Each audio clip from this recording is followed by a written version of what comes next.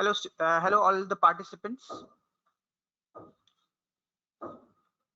I welcome you all to the ACCA Financial Management Practice to Pass sessions. Today is day 5. Today is our last day. And today's topics are going to be some questions we'll be doing on risk management and some risk management concepts. And then we'll be moving on to the business valuation concepts and questions. Okay. So I say thanks to ACCA on providing us this tremendous opportunity of learning together through this platform. So thanks again to ACCA. Okay, so let's start with the risk management work that we started yesterday, and we did set a money market hedge in case of receiving foreign currency in 3 months time. So today we will learn how to set a hedge if you have to make a foreign currency payment in future, and we will revise the strategy for receipts as well. So the next question is Mallet Company, question number 2, which is appearing on your screen right now. So participants, I request you to please go through it. Please go to the question. I'm giving you around 3 minutes to read the question, and then we will start with this question.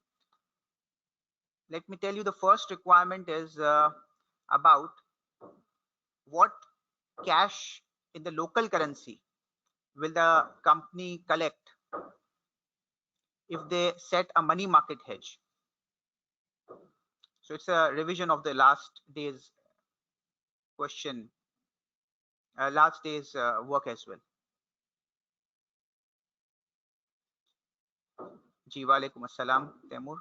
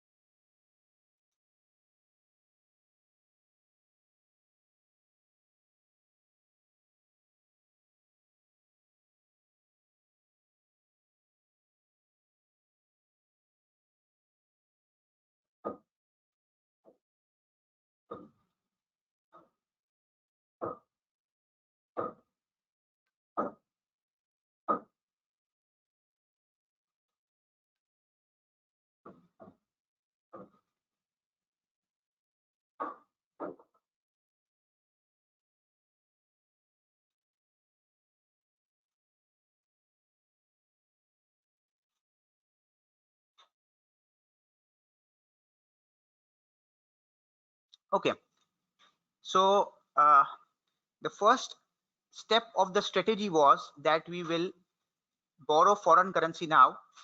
How much we will borrow? The present value of the currency to be received. So first we will calculate the present value of the currency to be received. So $850,000 are to be received in some time, and we will divide this or multiply this by 1 plus r to the power minus n, or divide by 1 plus r to the power n. So first we have to calculate the rate at which we have borrowed. So it is we have borrowed the money for 3 months because the currency is going to be received in 3 months time. So we'll calculate the present value for 3 months time, right? So in order to do this, first we will calculate the rate of borrowing, means RB.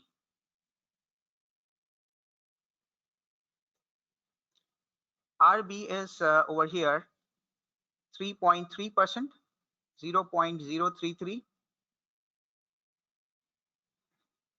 This is annual rate. We have to convert it into 3 months time. So converting it into 3 months time,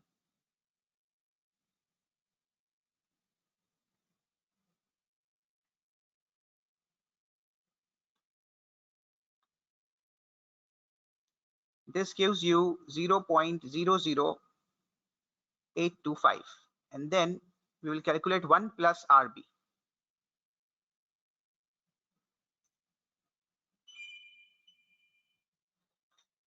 So 1 plus RB is equal to,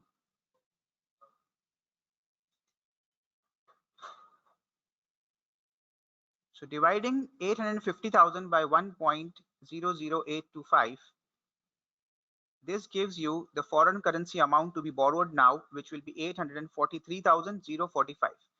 Now this foreign currency amount which we have borrowed, we will convert it immediately into the local currency at the spot rate, and they have given you the spot rate as 0.7233. So in order to convert it, 843,045 shall be divided by 0.7233. This gives us the local currency amount, which is 1165554, 11,65,554.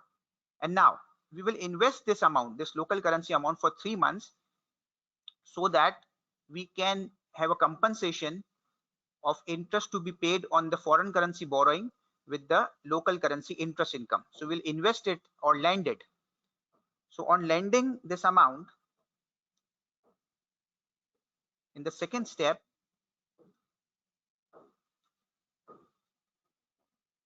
we will receive after 3 months time the principal and the interest amount, which will be our predetermined cash receipts after 3 months time due to the money market hedge. So this is what has been fixed, and now we are not exposed to any cash flow changes due to the spot rate change, because it is now through money market fixed that how much amount will be receiving. So in this case, we will be taking the lending rate. We'll be taking RL, rate of lending. So the lending rate given in the question is 2.9%. So again, this is for the year. You will convert it into 3 months, and then we'll calculate 1 plus RL. So 1 plus RL becomes 1.00725.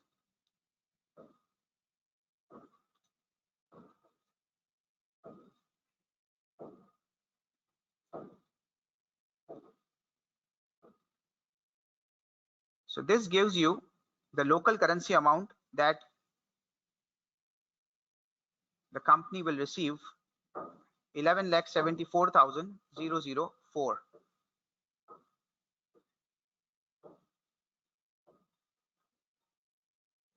So these were the steps for hedging foreign currency receipts through money market hedge. Yes, good afternoon. Thank you for the greetings.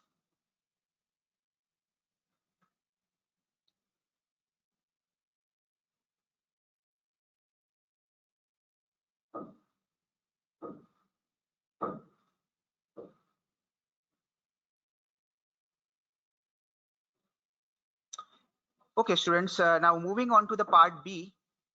Which of the following relationships suggest that current long-term interest rates can be used to predict future short-term interest rates. So which of the relations can be used to predict the short-term future rates?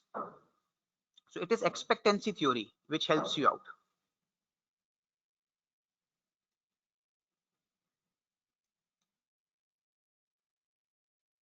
The long-term interest rates give you an indication in advance. Like for example, the long-term interest rates are increasing. What do this indicate? That a 5-year borrowing, suppose, is for 10%, and an 8-year borrowing is for 9%, and a 10-year borrowing is for 10%.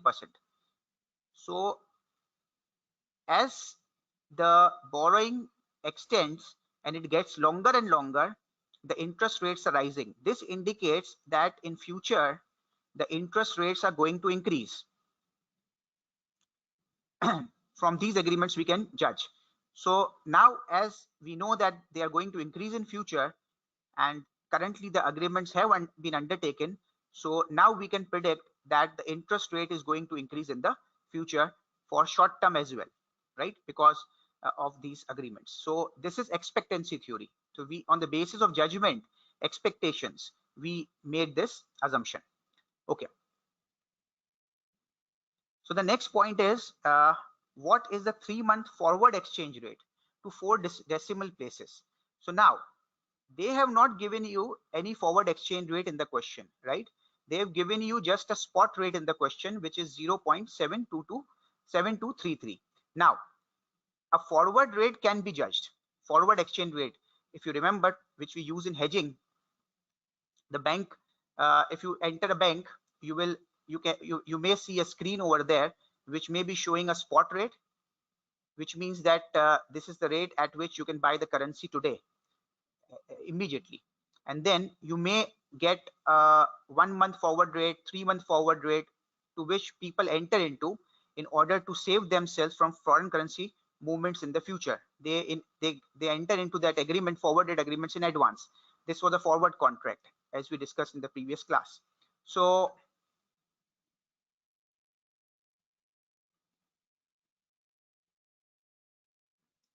we have to calculate a forward rate over here, and forward rate can be calculated using interest rate parity theorem.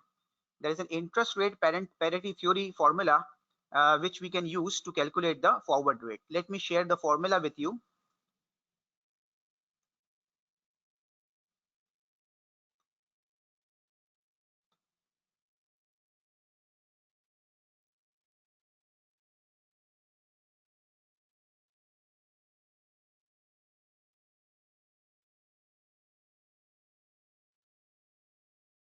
So that's the formula on your screen for interest rate parity theorem.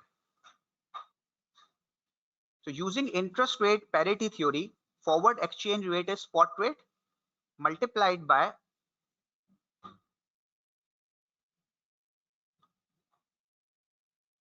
we'll multiply the spot rate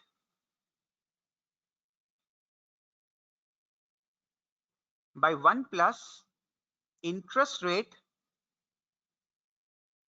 of the foreign currency. So in the numerator, you will take interest rate of foreign currency, and in denominator 1 plus interest rate in local currency, right? Now this is similar to our spot rate. Our spot rate is written like this.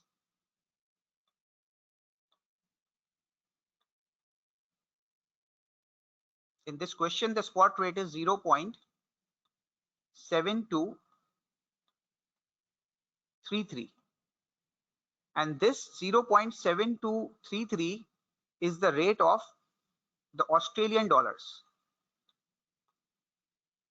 AUD, right? So the interest rate of the Australian dollar will be appearing as it is appearing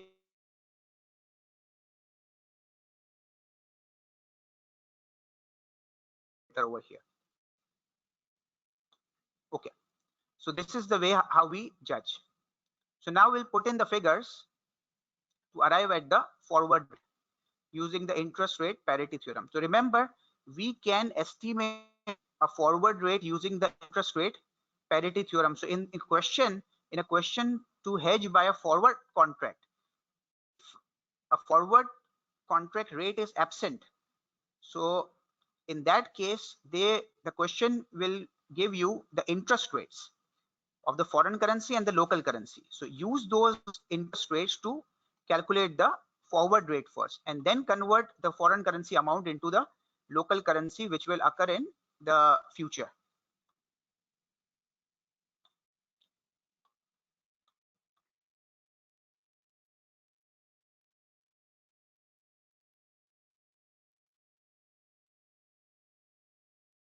Okay, the foreign currency over here in this question is US dollars. Okay, let me calculate the foreign exchange rate over here. So first I will be taking the spot rate, which is 0.7233. I will multiply it by 1 plus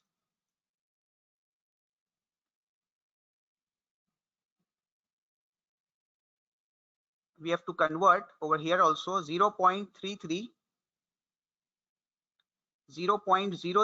is the interest rate for a year, and we have to convert it into 3 months, as the transaction will occur in 3 months time.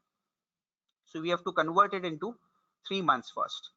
So this gives you a 3-month interest rate,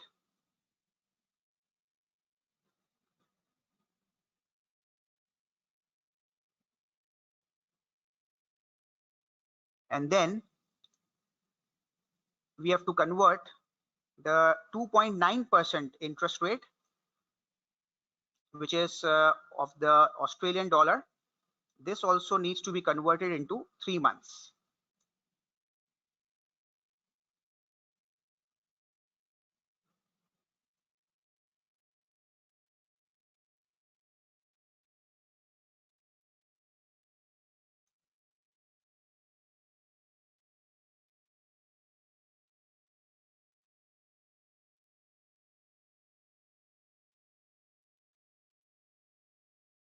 Okay, so now putting it into the formula, 1.00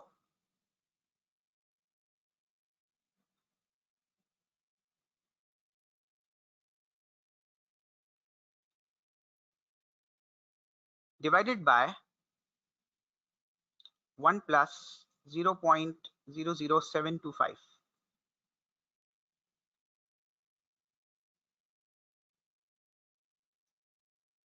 So this gives you the forward rate.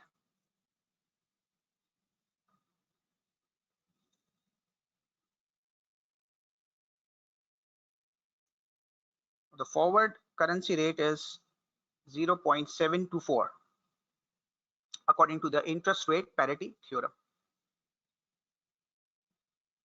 Right. Okay, correct answer has been received from Deepa in my chat box. Good.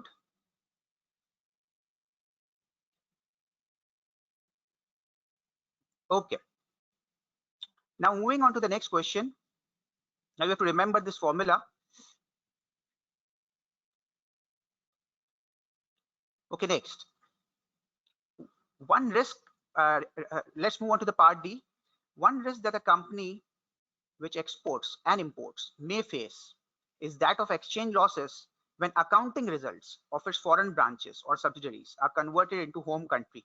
Yesterday I explained to you this. This is known as a translation risk.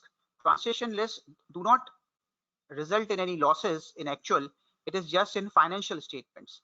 This is basically used in consolidation of foreign currency transactions into local currency. So the answer to this part is D. D is the correct answer. It is known as translation difference. Okay, translation risk. Then part E. Why is a currency option a particularly suitable device to reduce exposure to currency movements when tendering for a contract priced in a foreign currency? Now, what is a tendering? Tendering is basically a process through which we will try to obtain or to win a contract.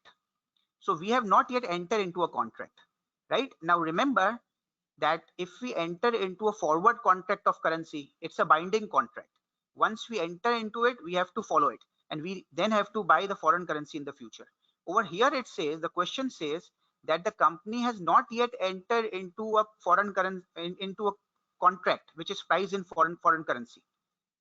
So can we enter into a forward contract for receipts? We cannot, because we are uncertain as to whether we will be entered into a contract or not, and whether the foreign currency will be received or not, right? So if we enter into a foreign currency option, in an option we have a 50-50. We have a choice that if you need, you can exercise the option and you can convert the foreign currency into the local currency. Otherwise you can let the option lapsed. If you don't want foreign currency, leave it. Doesn't matter. You won't be penalized for it. So it's not a binding contract. So in this case, the best option is D. You may not get the contract and therefore the currency. So the currency option is the best suitable option over here, over where we can easily uh, get an exit from the contract even if we do not enter into this foreign this we do not get successful in this tendering process. So we have an exit option also. So the correct answer to this part E is D. Okay, remember, foreign currency option is the most expensive uh, hedging instrument, because it it brings the foreign currency option writer into a big risk, right? So he will be charging a very high price for it. So it's not cheap. It is always an expensive option compared to any other options.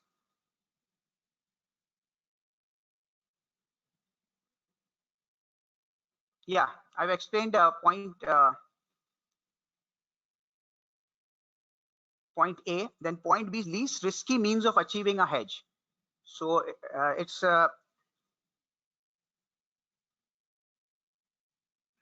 not relevant to this situation, right? Obviously, the risks are vary according to the negotiation.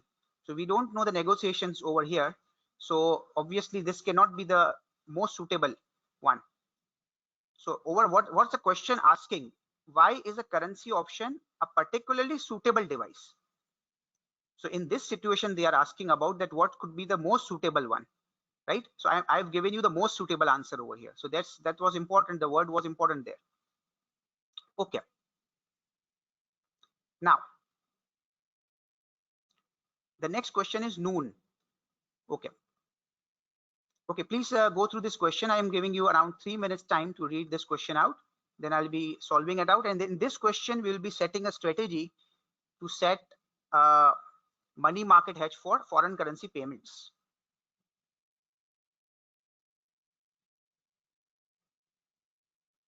Once we get finished with this risk management portion, we will be discussing some study tips and then moving on to the business valuation portion.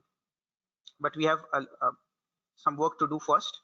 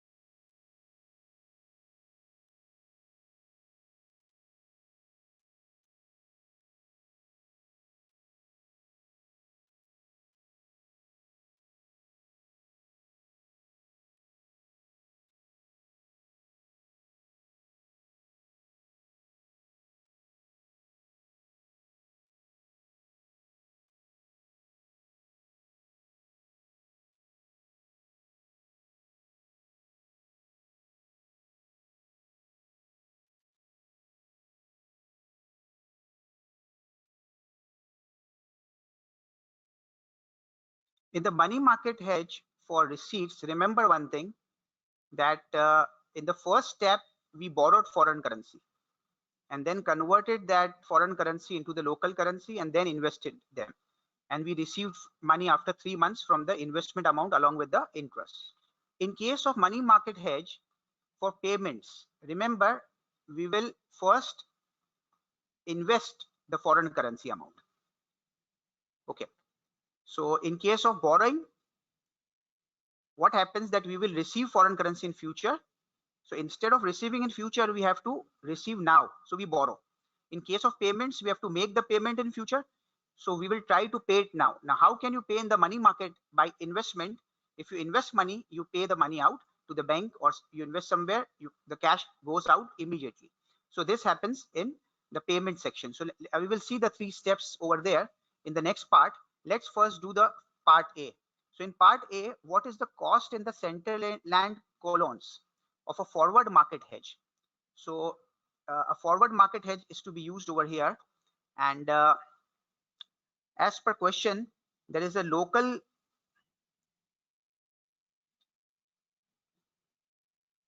there is a foreign currency payment to occur over here. So forward market hedge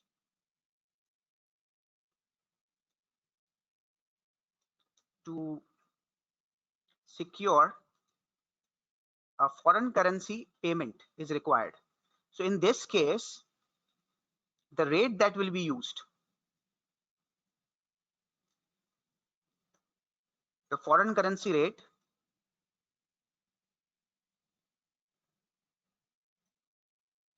forward rate will be used, the lower one. Why the lower rate? The lower rate because we will carry local currency to the foreign currency dealer, and at his counter he will receive local currency from you. Means you will be buying the local currency from you. He will buy at a lower rate, right? So that's why we will be exchanging at a lower rate. So the lower rate in this case, the 3-month forward rate will be used, which is 6.321. So 6.321 is the lower rate in this case.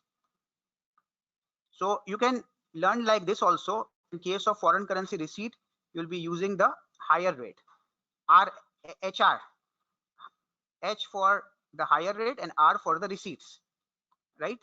So but just remember that HR, and otherwise it should be the lower rate in case of payment. So the amount will be calculated as follows. The foreign currency to be received is 3 million flyland francs.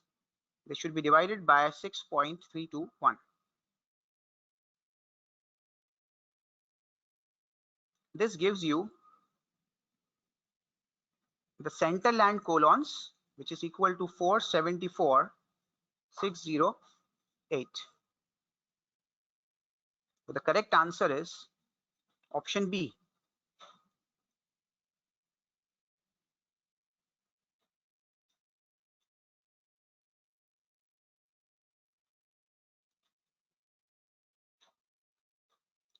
Okay, next.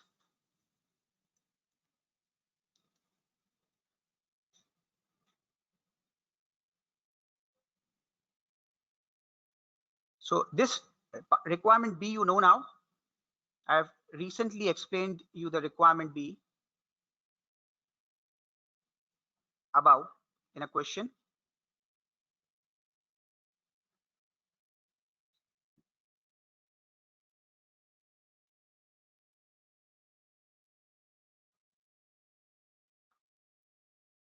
So what would be your answer to this question B?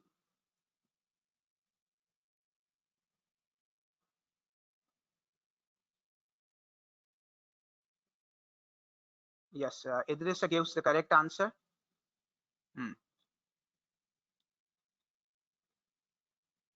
Purchasing power parity theorem is used in predicting the future spot rate, not the forward rate. They are talking about the forward rate. The question says, which of the following relationships attempt to explain the difference between the forward and the spot rates of exchange between two currencies and the relative rates of interest in the countries of origin of the two currencies. So it's interest rate parity theorem, which uh, tells you the difference between the spot rate and the forward rate. In case of purchasing power parity theorem, it tells you the current spot rate and the future spot rates difference. So there's a difference between these two. Okay, so two of the people gave correct answer in the chat box. So good participation. Thank you for participation as well. So the correct answer is C.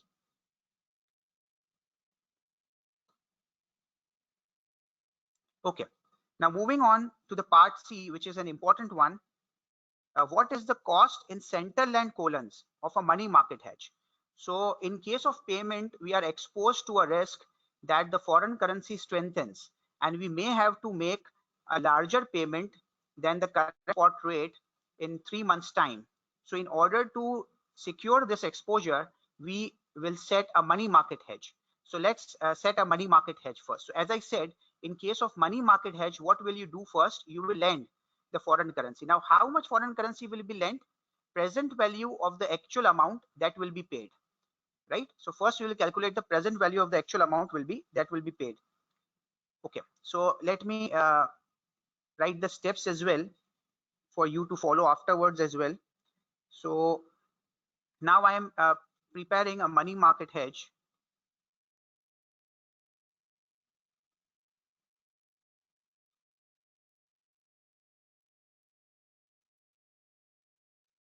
for foreign currency payment. So step one for the money market hedges, invest foreign currency now.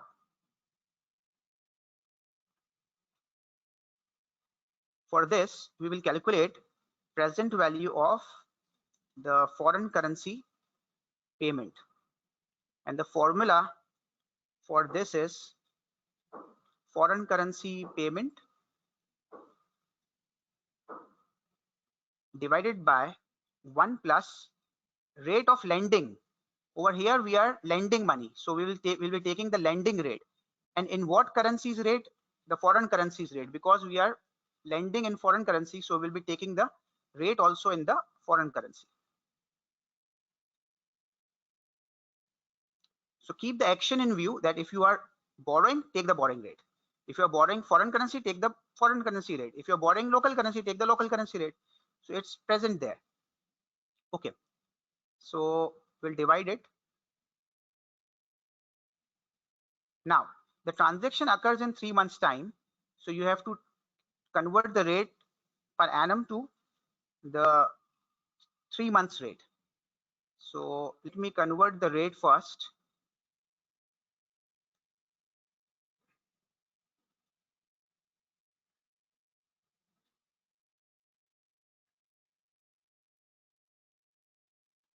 $0.135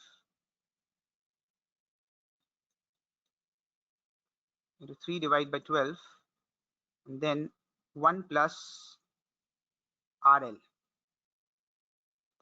This makes 1.03375. Okay. Now the foreign currency payment amount is 3 million. Divide by 1.03375. This gives you the present value of the foreign currency payment, which is 2902056. Now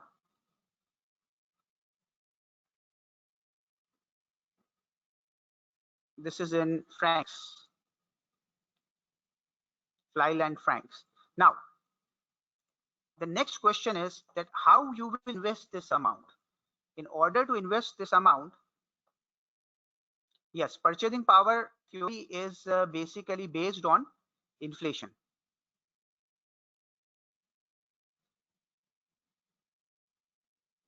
So the correct answer in the part B was interest rate parity, because interest rate parity formula includes and it converts spot rate into forward rate. So it's a relationship between forward rate and the spot rate.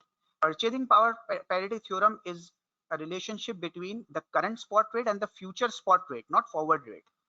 It is a relationship between the current and future spot rates and based on inflation. It is due to inflation that the spot rates change. And it's due to interest rate that the forward rate is different from the spot rate. Okay. Now how you will get this 2,090,205 francs? So for this, need to first convert the local currency into foreign currency. So we will convert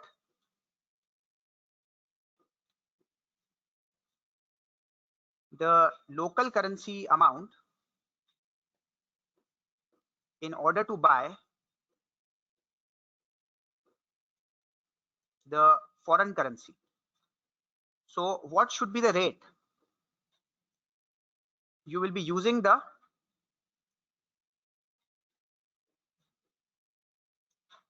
lower spot rate because you have to pay the foreign currency. So you have to buy the local currency. The foreign currency dealer will buy the local currency from you.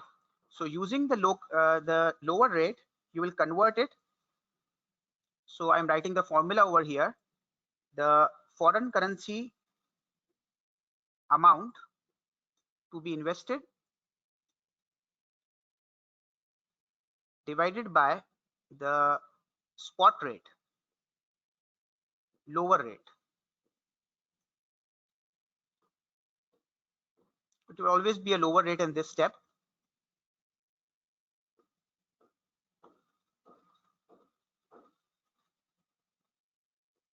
Okay.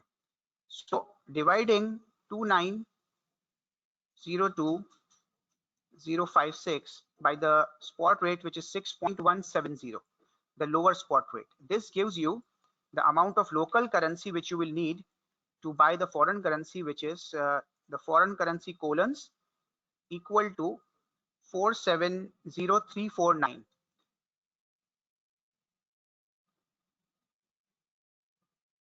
Okay, now this amount 470349, the local currency amount, will have to be borrowed. We will borrow it and then convert it into the foreign currency and then invest it into the bank account. Okay, so now the next step is borrow.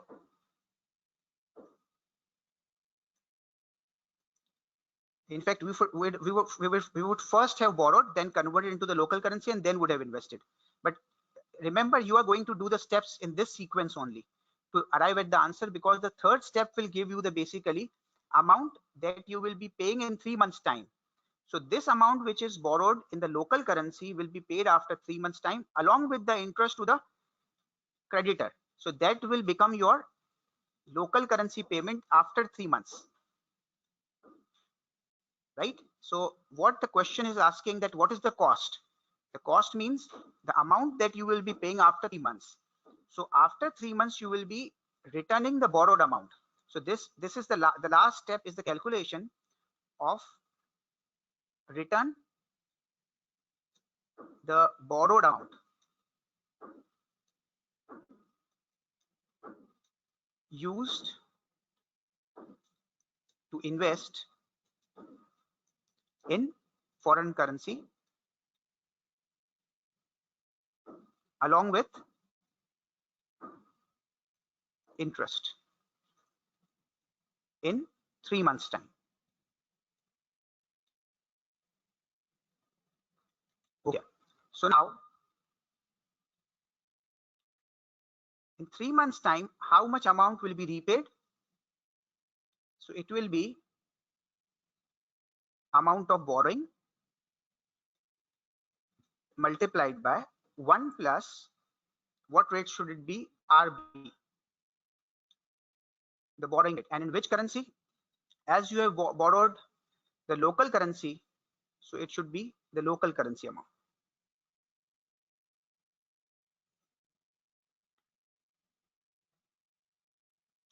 Okay, so now let me calculate RB first.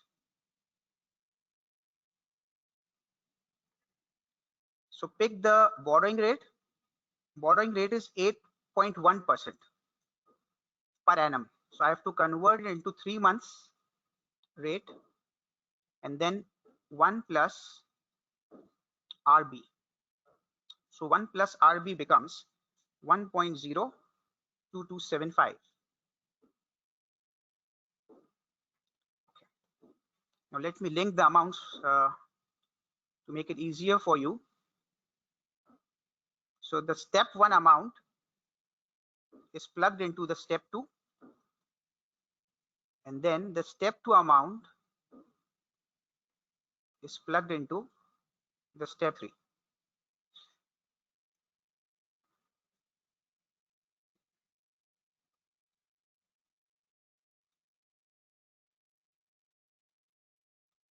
So the amount in the local currency that you will have to pay, the redemption amount of this borrowing, and the principal, in the interest amount. So this will make 479,874 central land colons. So this is your answer.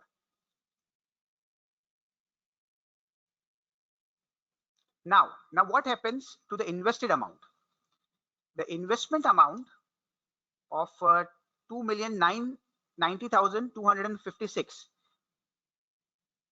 After 3 months time, interest will be included in it, and the amount will become 3 million. And at that time, you will have to make the foreign currency payment. So as you invested in the foreign currency, the amount will be returned after 3 months also in foreign currency, and that 3 million amount will be given to your supplier who is asking you for payment in the foreign currency. So in this manner, your future local currency amount gets fixed and your foreign currency amount gets paid through that redemption of that investment.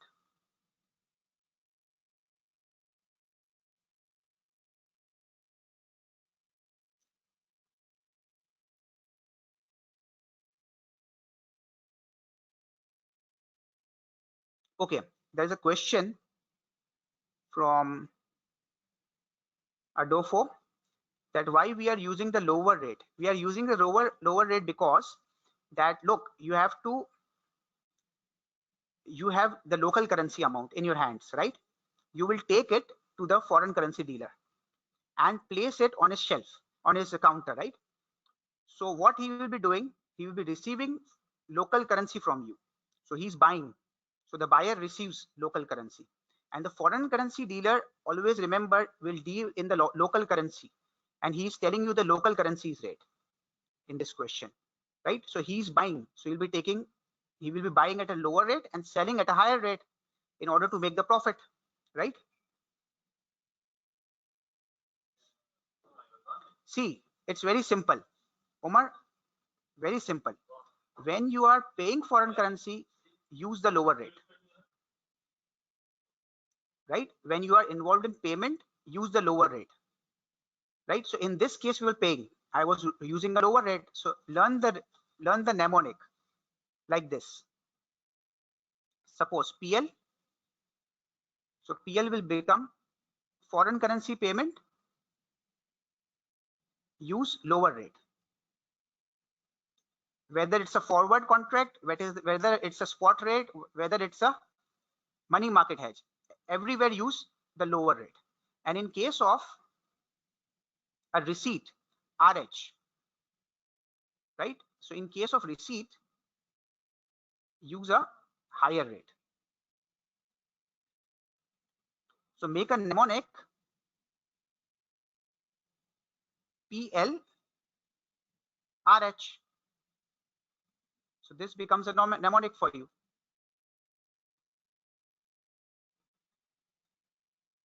Okay, now is it easy now?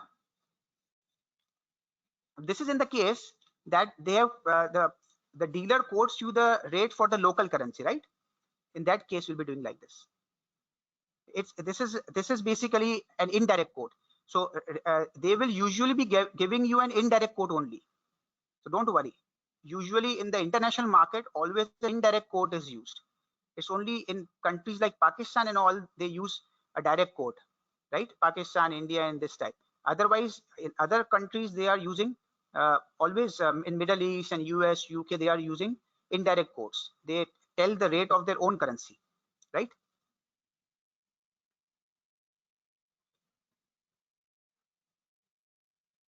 Yeah, if you have any questions, you can ask me individually also, because on the if you send a question on the group, it sometimes becomes a problem for me because I get difficulty in tracking that to whom you are asking, and a lot of chat is going on, so I'm not being able to keep track of all the items because I have to do some other work also.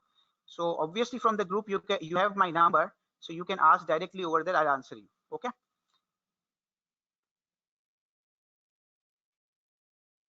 That's about after workshop. If you have any question. Okay. So that's the answer to this question. Now let's move on to the part D. Now in case of part D, the question says indicate. Now it's a request that please learn this strategy. They do ask money market hedge in the exam. So at least you are going to be tested for 2 to 5 marks on the money market hedge, right? So do learn the strategy which I have given you. So it's a 3-step strategy in the receipt also, and a 3-step strategy in the payment as well. So let me shade these 3 steps. The golden step, then the second step was let me shade it in green, and the third step is shaded in blue. So these are the 3 steps. Okay, now moving on to the part D. Indicate by clicking in the relevant boxes whether the following statements on the characteristics of interest rate futures. So there is a futures market situated in London, for example, and interest rate futures are being sold there. So interest rate future is just like a share certificate.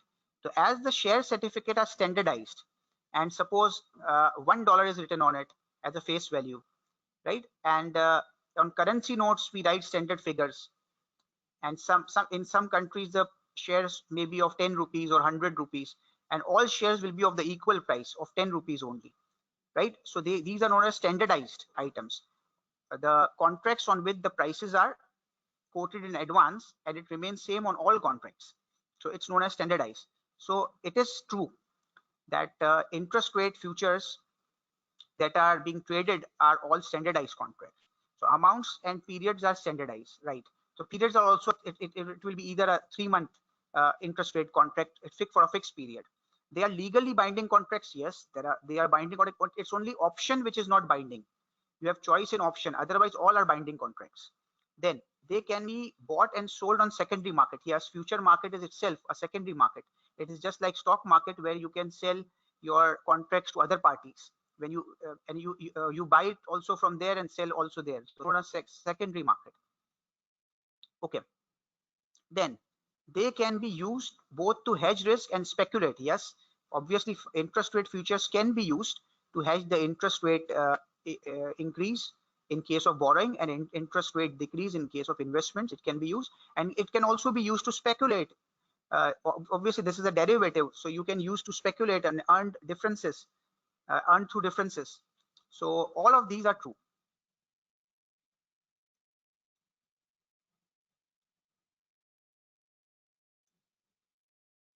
Then now part E. One of our friend was asking about purchasing power parity.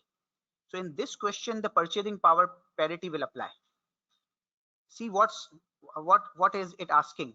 If inflation is currently running at 3.8% in Central Land, what is the implied inflation rate in Flyland? So you have to calculate the inflation rate. And how will you calculate the inflation rate? That you know the spot rates. spot rate now and the future rate as well. So through this, you can calculate the inflation rate.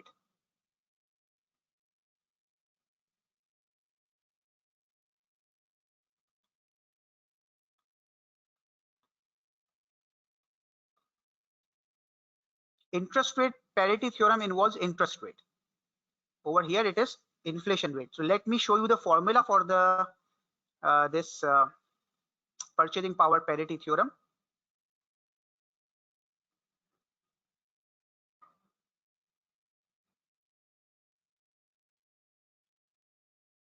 The formula is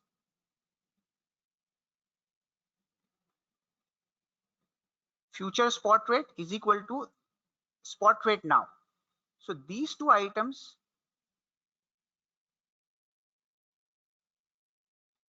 over here are inflation in foreign currency and inflation rate in local currency is in denominator. In the above formula for interest rate parity theorem, the formula included interest rates on which the forward rate was based. Okay, now plugging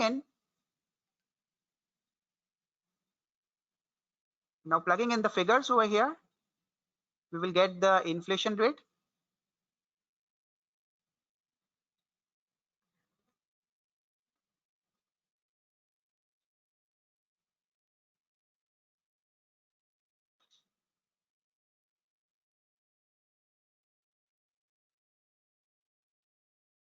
So let me put in the figures.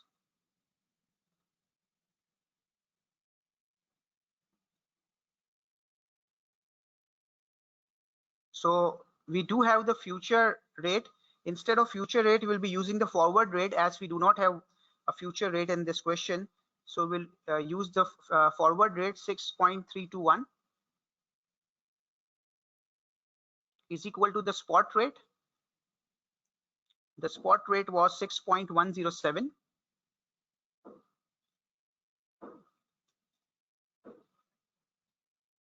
Then 1 plus. Now, which inflation rate do we want? This inflation rate we want is in Flyland. So it's foreign currency. Flyland is a foreign currency. The company is itself situated in Centerland. So inflation of foreign currency is required divided by 1 plus inflation in local currency. So now putting in the figures,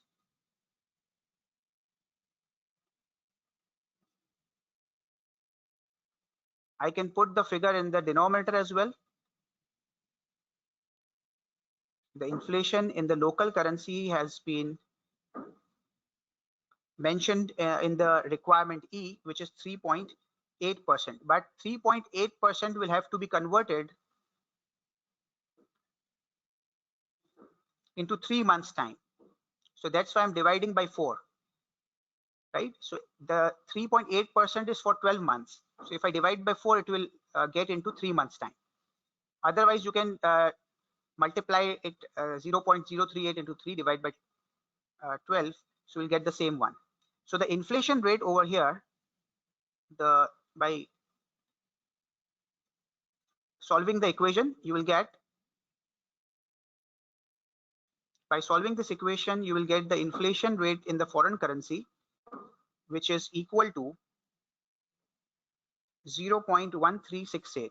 And they say be in the nearest percentage. It will become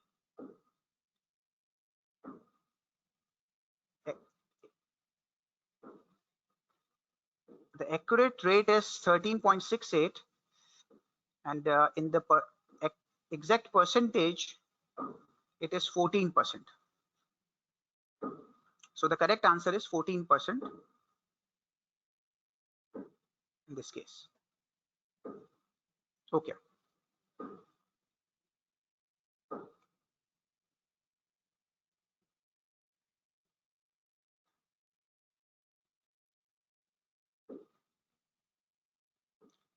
if two spot rates are given, one will be the current rate and one will be the future rate. So spot rate to be used on the right hand side is the current spot rate, and to be used on the left hand side is the future spot rate or the forward rate, right?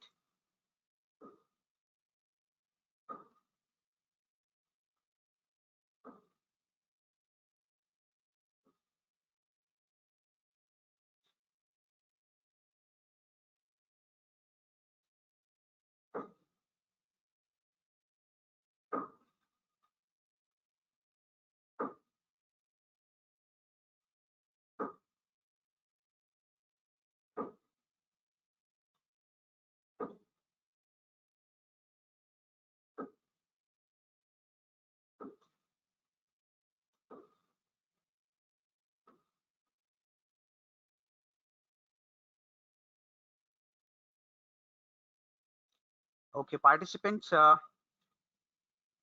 spot rate is 6.17.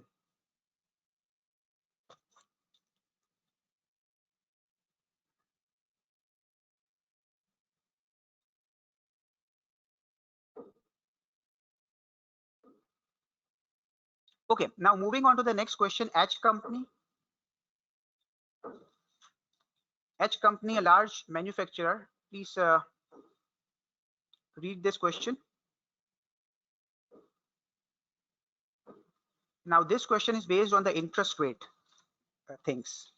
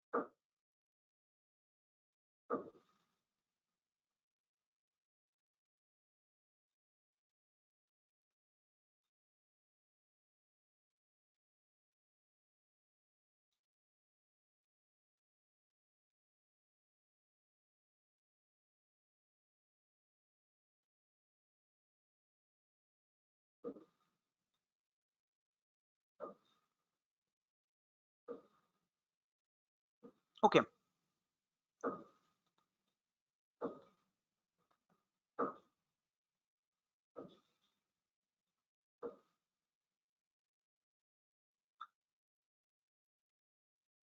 So requirement A, which two of the following are possible reasons? So you have to select the best two. You have to select the best two items. So what two will be the best? The best reasons are B. Why B? What do Modigliani and Miller say? They tell about the tax shield. So according to Modigliani and Miller, what happens that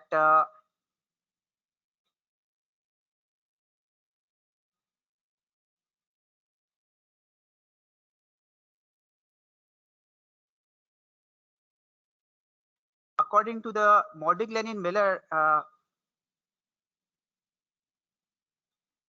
if the company borrows funds, the company will pay interest, and it can deduct that interest from taxable income and save some tax. So due to the saving of that tax, your borrowing cost is decreased. The borrowing cost becomes, instead of 10%, if you remember, we multiply interest with 1 minus t. So 1 minus t, it becomes, if it's 30% tax rate, so we multiply 10 by 0.7, it gets 7%. So the cost of debt goes down. So the main reason over here, they are concerned about the cost. So if they are concerned about the cost, which look like in this thing, that they are concerned about the yield curves, So yield curves, by yield curve we see that how the interest rate will move in the future, and they want to save some losses or cost arising in the future. So one of the correct ones are B and the D. The servicing cost means the interest expense itself. Interest expense is the service cost of borrowing, servicing expense. So the servicing cost of the debt will be lower. Equity is obviously expensive. So these are the two which can be taken as the best. Otherwise, others can also be taken, but they are not the best ones. The main item should be these items, the cost according to in the context of the question. So the correct is B and D. Next, which of the following not be a possible explanation for the normal yield curve? Achha, what do we mean by a normal yield curve? Normal yield curve means okay, the yield curve will be a rising curve. No, C is not the answer, because they are not interested in C, and they are talking about in saving the interest expense. This is about issue cost. So in nowhere in the question they have talked about issue cost or security. That's why I have not taken the issue cost and security into consideration. But Modigliani Miller theory directly impacts the interest cost, the tax shield. So I have picked both portions which are affecting the cost. Okay. No, Modigliani and Miller theory is not mentioned over there, but we should know that Modigliani and Miller theory involves something about cost of debt, right? So it's the main theory about cost of debt due to which one of the reasons for the lower cost of debt is that it is less risky, right? As I discussed earlier in the last class. Second reason is cost of debt. The second reason is tax shield, right? These are the two reasons because of which the cost of debt is lower. So these two items, B and D, belong to the cost of debt in this manner. Okay, Temur, is it okay now?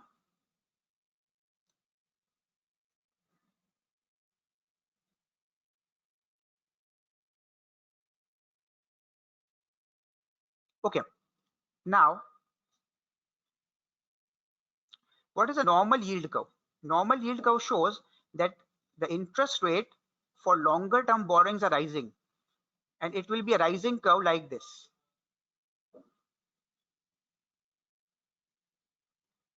It is drawn like this. Okay, please give me a while to pick the pen. It is drawn like this. On the y-axis, it's a percentage, and on x-axis, it's time, the borrowing time, 2 years, 3 years, 4 years, like this.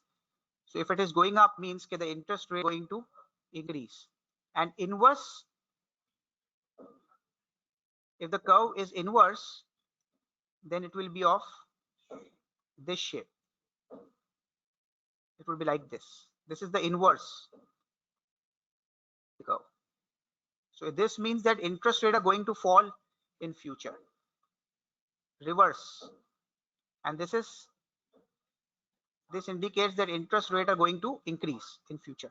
So which theories do this link to? So for this you have to read the theories in future.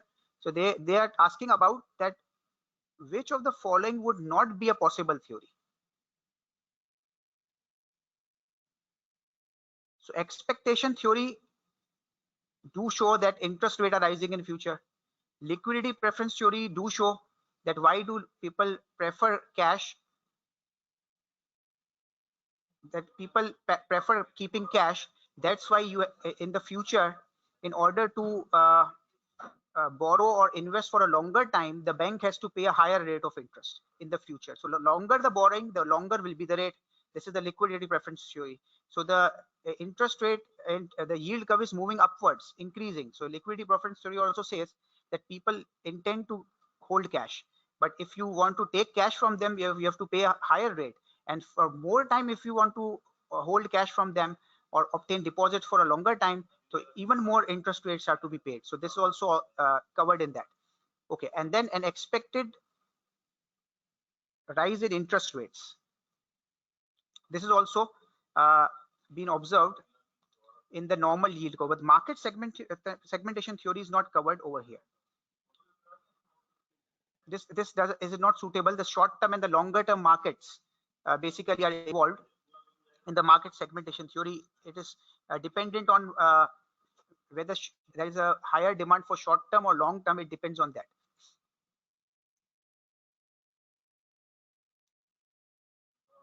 Okay, so the correct answer for this is, for this you have to once at least go through these theories, at least read these theories.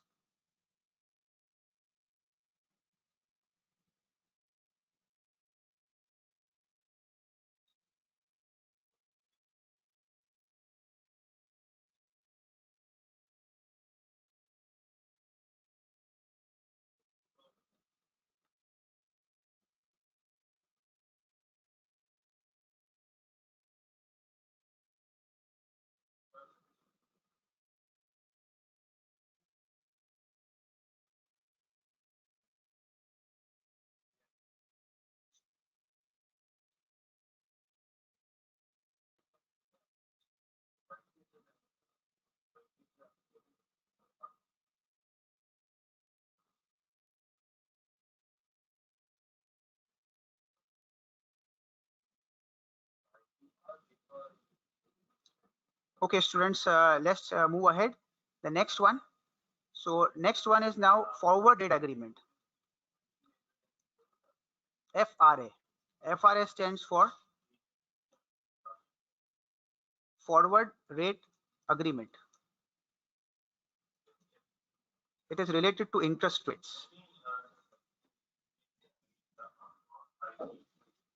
Let me explain you a bit about this. In the forward rate agreement, select from the top down list which represent the payment receipt payable on the FRA if the reference interest rate moves to 7.6%. Okay, now what they want to ask, let me refer to the main question first.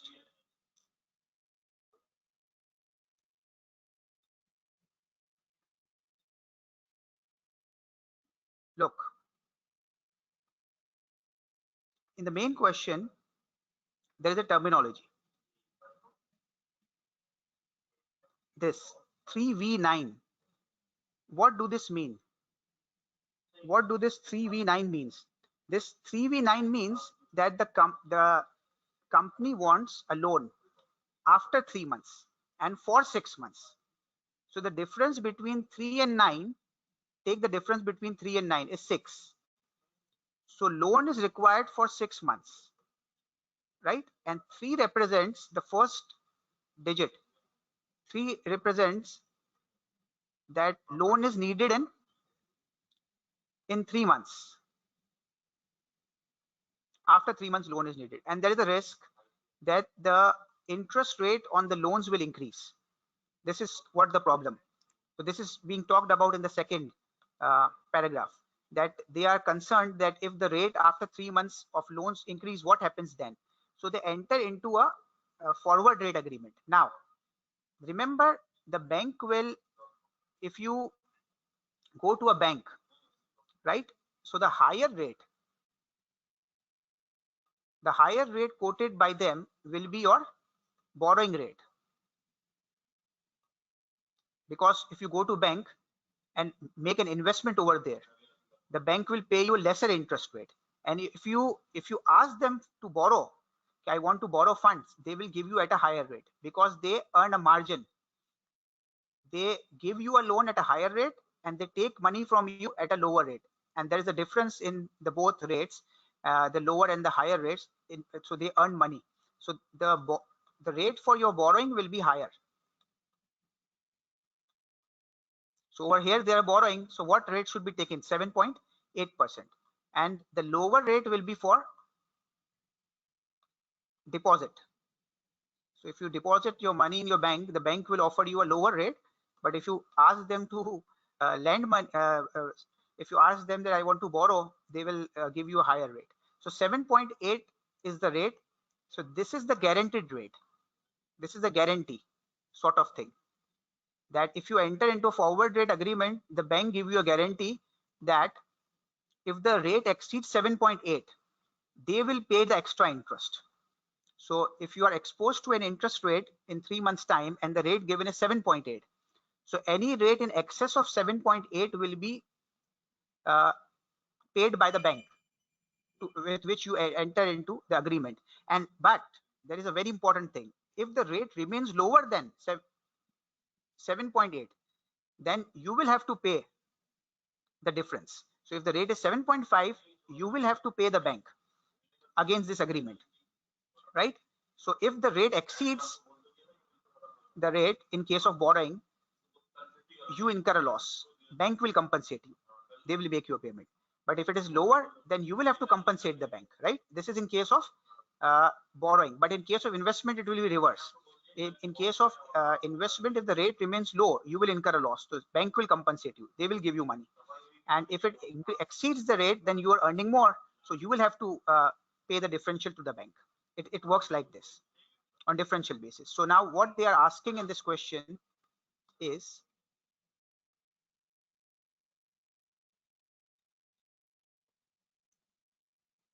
let's see.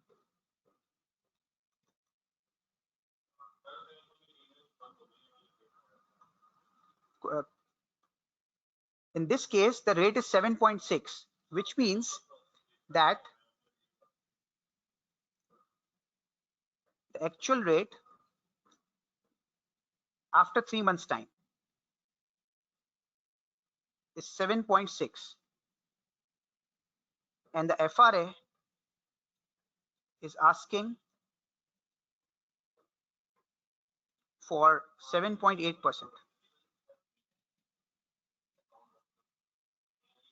right? So FRA's rate is higher and you get at a lower rate.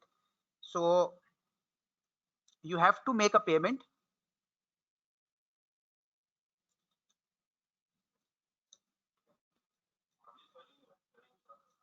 0.2%. You will have to pay. Bank will not pay you because the rate has remained below the guaranteed amount by them. So the amount to be paid will be 0.2% multiplied by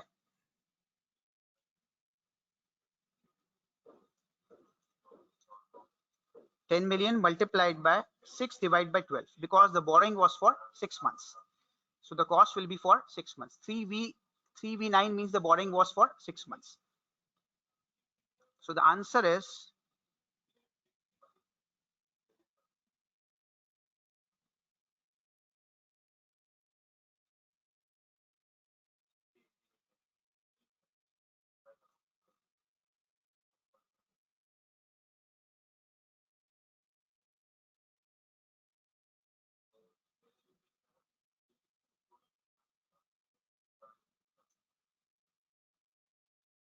10,000.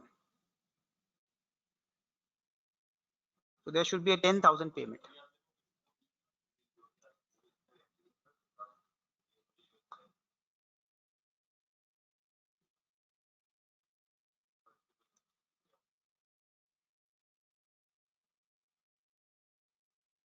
Okay. Now part D.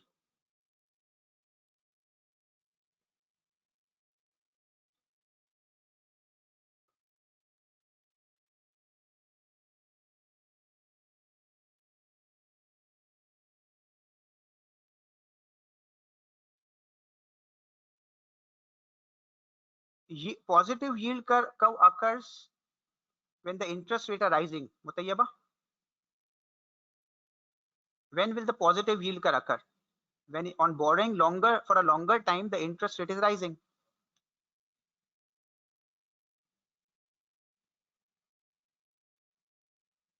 You are asking about B, na?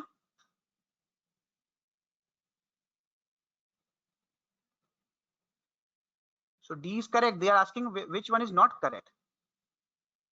Okay. So moving on to the part D. Which three of the following are reasons why futures are not always a perfect hedge? Now, Why futures are not a perfect hedge? So one of the reasons is that the futures are of standard size, and your transaction may not be of the same size. So due to the difference, all of your amount may not be hedged. One of the reasons can be this. The second reason could be that the future dates are fixed. The futures are bought and sold at exact dates, but suppose the dates are first of a month, first of suppose April and then first of July, and your transaction is going to occur on 16th. The dates will not match. So for 16 days you won't be able to hedge. So it won't be a perfect hedge. For 16 days you are exposed to the changes. And third, it is due to the basis risk. There's a basis risk as well. Basis risk means that the the hedge the hedged amount, suppose it results in a loss of 3 lakh, then you need a compensation of 3 lakh. But you don't get a compensation of 3 lakh through the hedge, you just get a compensation of 2 lakh. So that this difference that you are not exactly compensated is known as a basis risk. So A, B, and C, all of the three are correct. And D say that interest rate are hard to predict. So it's a fact. That's not connected to this is not a feature connected to futures. This is a feature connected to all items and any contract that may exist. So ABC is the correct answer.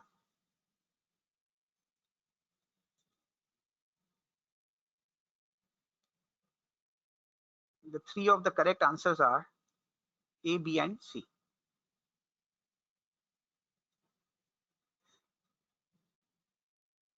So first three are actually the features. Okay, then the last part. Which of the following statements concerning FRAs and interest rate futures are true? This is regarding both FRAs and interest rate are true. So in both cases, company H still needs to borrow the money at the market rate in the 3 months time. So only in case of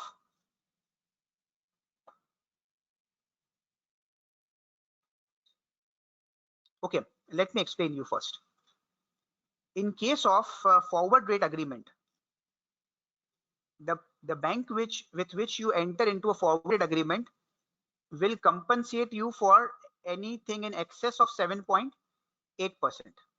right? This means that you have to enter into a loan agreement with some other bank.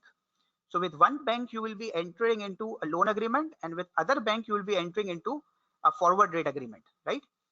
The same thing is in future contract.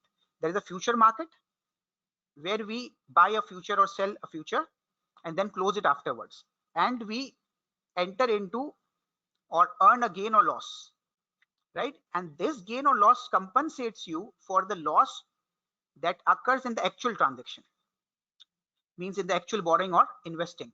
So the amount of loss that occurs in the actual transaction is being compensated by the future contract in the future market. So the first point is correct for both cases, FRAs also and the futures also, that H will have to borrow in the spot market and it will get compensation from some other bank or some futures market. So compensation is received from some other party and the loan is received from some other party. That's very correct. Then both have standardized contract size. So there is a standardized contract size for future contract, but not for FRA. FRA is negotiated with the bank. So if you need a loan, then go to another bank and get an if you need a loan in future and you're exposed to interest rate increase, so go to the other bank and get the amount negotiated. It's not of a fixed size, so it depends on how much you are going to borrow. So it's not of a standard size, tailor made. That's why this do not apply to FIs. So second one is not true for both. Okay, both result in a net gain or loss that can be offset against the loss or gain on the associated real world borrowing. So that's correct. So the gain we earn in the share market or in the difference we receive from the forward rate agreement will compensate us for the real borrowing, right? So this is also correct. So 1 and 3 are correct. So the correct answer is C. Okay. So participants,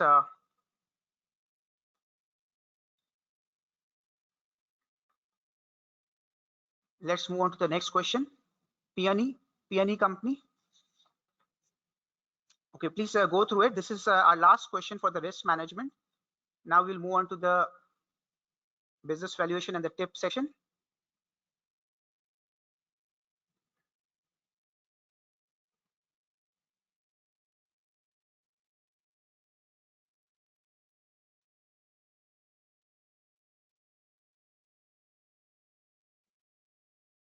Okay, please read this question.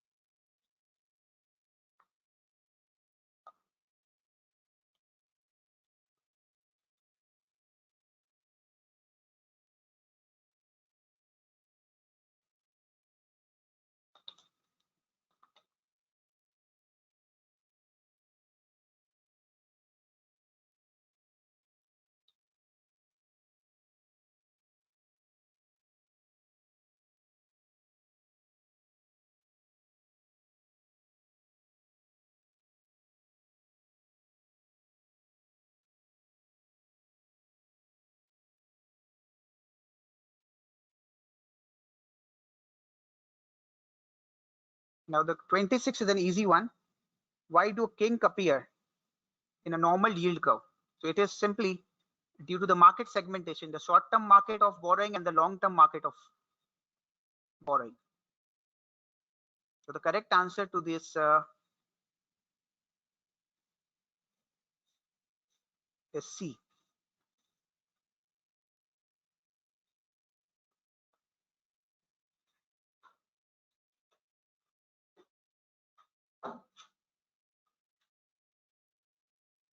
A, B, D, and A and D are just not they are senseless, and B is not correct.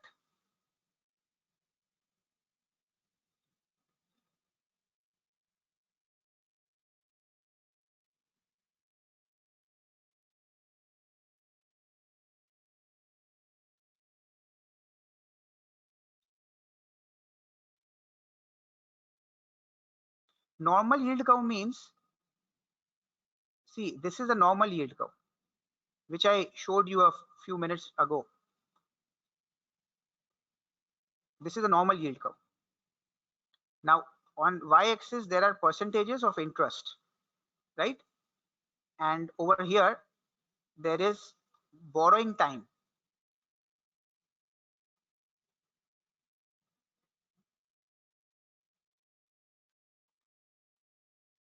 So yield curve shows you, suppose if you are borrowing for 2 years, so this is the interest rate,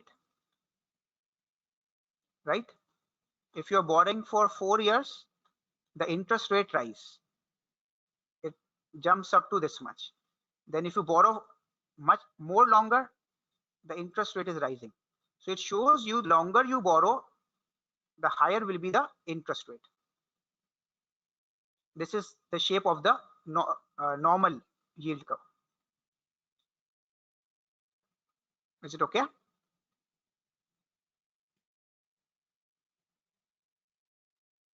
Students, see, one thing I tell you, I'll be giving you some study tips as well right now, that you do have a lot of time before you enter into your exam. So the deficiency, first judge your deficiency, that what are the areas where you are deficient right now. So sit for an hour and identify your deficiencies, that what theories you have not read at all, right? Or what are the theories where you are struggling, and what theories you are strong at. So the areas where you are strong at, please keep them aside for some time and go through and invest some more time right now into the areas where you are weak, like risk management, like factors, like some areas in the business valuations, the theoretical areas in business valuations, right? These types of things you need to do at this time. First just you need to know and judge that in what areas you have done nothing, or you are doubtful or uncertain in it. So in order to get certain, you have to read it properly. So do it right now. Okay, then apart from this, see, if you keep learning those things which you are very good at right now, you're wasting your time, because you know that you are accurate over it. So no need to invest extra time on it. Like for example, calculating NPVs, you are good. Suppose you are good at calculating ratios, so no need to invest unnecessary time in it. If you are good at calculating cost of capital, and you have uh, practiced it over here also, so just select one or two good questions and wind it up, right? But do that, but do select the correct questions that covers all the areas right now, right? And what if you have done nothing till now? Then that's a separate question that will be discussed in the exam tip section right now in a few minutes. Okay, let's do this question and then move ahead. And remember, it is very difficult to learn the whole book with perfection, but obviously there will be some students who will learn it, and they would have learned the 80% till now. So they 80-90% till now, that they will make some further efforts to learn the rest. But first instance, make a strategy that you can at least get 60 marks in your exam. So if you try for 60, at least if you miss a few marks due to some reasons, you at least can get 50. So how to get those 60, what areas to cover, I'll tell you shortly. Okay, at least 60. Obviously you would some of you will go for even better marks. Okay, so the next question over here is 27. This is again on FRA. In this case,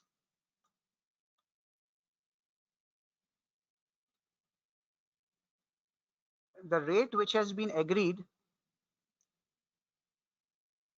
on the FRA and the time of the borrowing is as follows. So the higher rate is 7.1. So this amount of guarantee has been given by the bank, and this is a question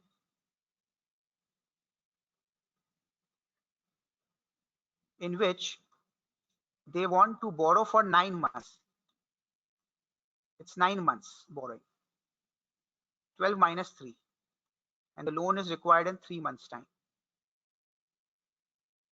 and there is a loan of 100 million. So now what happens? The rate remains at 6.5%. So now what will happen?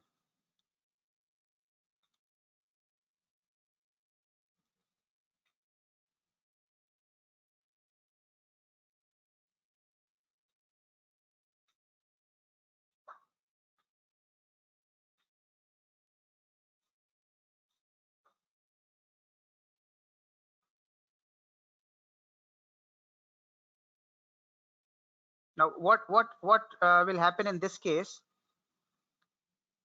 That PNE will have to make a payment. How much will PNE have to pay? The difference between 7.1 and 6.5. In case the interest rate would have been higher than 7.1, in that case, the bank would have paid to the PNE. In this case, PNE will have to make payment, and the payment amount will be this much. Let me calculate. The loan was of 100 million multiplied by 9 divided by 12. 9 months interest will be calculated 0.6%, and multiplied by this will equal $450,000.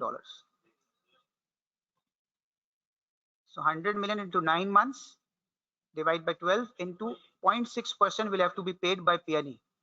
So the correct answer is C.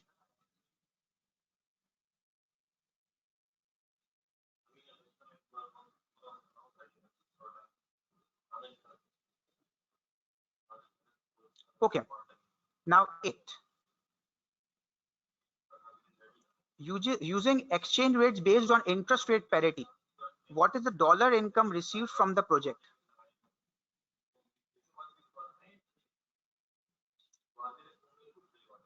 So they are telling you that using interest rate parity means you are going to enter into a forward rate agreement.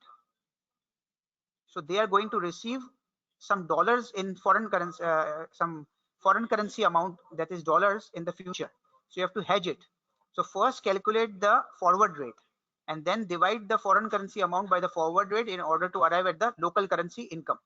So you have to calculate the dollar income received. Dollar is the local currency.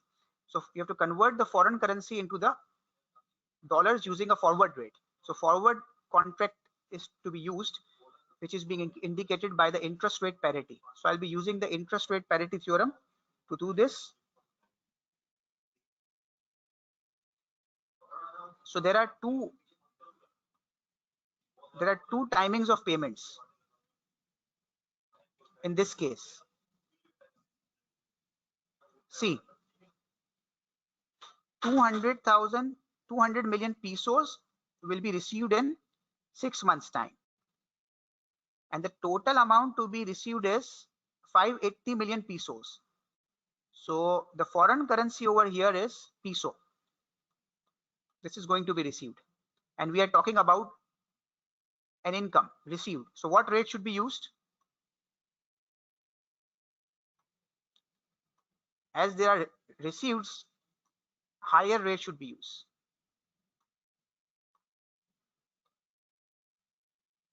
PLRH, right? So RH. Now, the second payment out of 580, which is of 380, will be received in 12 months time. So two hedges are to be set. One hedge will be for 12 months and the second hedge is required for 6 months. Okay, so I will calculate two hedges. Okay, and secondly, they have given you the interest rate. So this is the local currency interest rate and this is the foreign currency interest rate, right? So, and the spot rate is also given. The current spot rate is 5. This is your spot rate, 5 per $1. So it's an indirect price of $1. $1 is the local currency. Okay, so let's move on to the solution now. I've given you the figures. I hope you have noted. So interest rate parity works on interest basis of foreign currency interest rate and local currency interest rates. So two rates I have to calculate, two forward rates. Okay, first,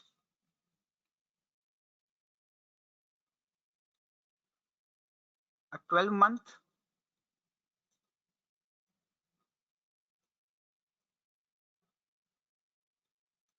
forward rate and then a 6-month forward rate.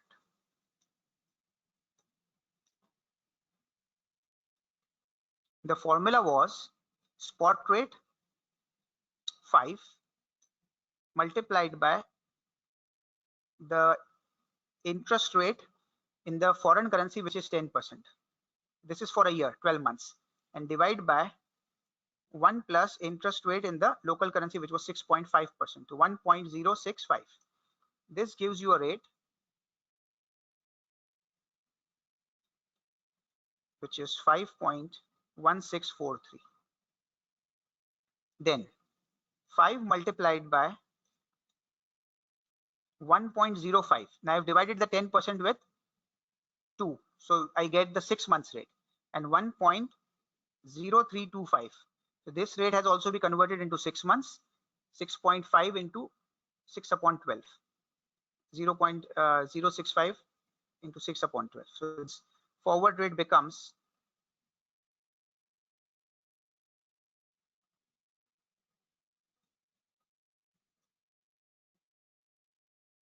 5.0848. So now the income amount will be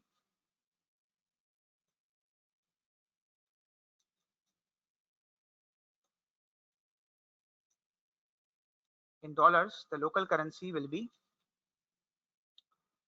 the first amount was of 200 million, which will be received in 6 months time. So for 6 months time, we'll be using 0848, 5.0848 plus the second amount will be received in 12 months time. And for that, the forward rate will be 5.1643. So 380 divided by 5.1643. So this is how it works. So this makes the total amount to be 112.9 million. The correct answer to this is D. D is the correct answer.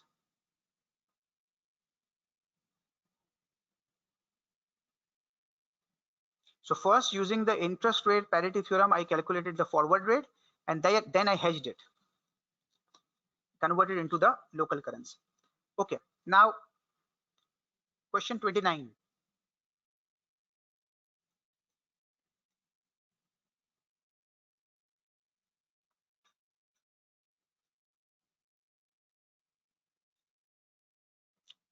So in case of question 20, please go to the question 29.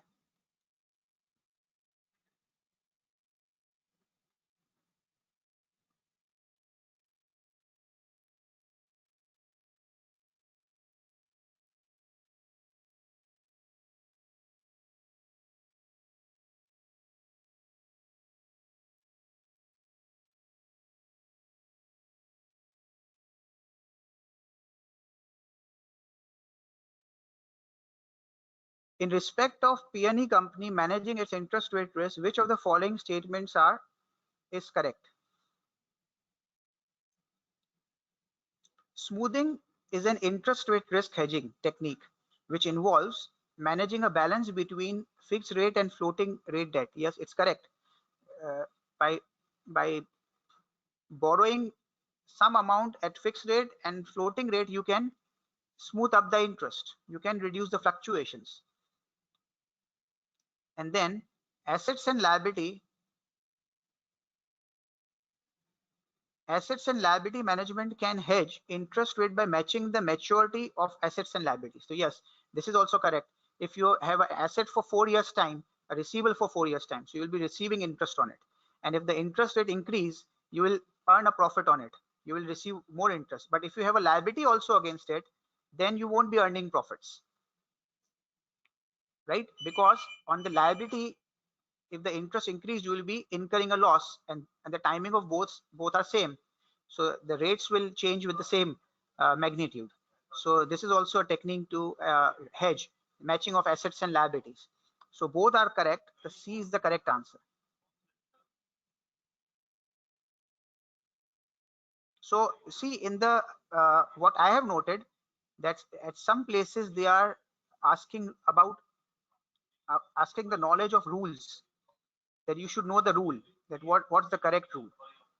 And at some places they are asking about the definitions, right? If you don't know the definition of smoothing, then obviously you can't answer correctly. Okay, the last point, 30. In relation to the use of derivatives by P&E company, which of the following statements is correct?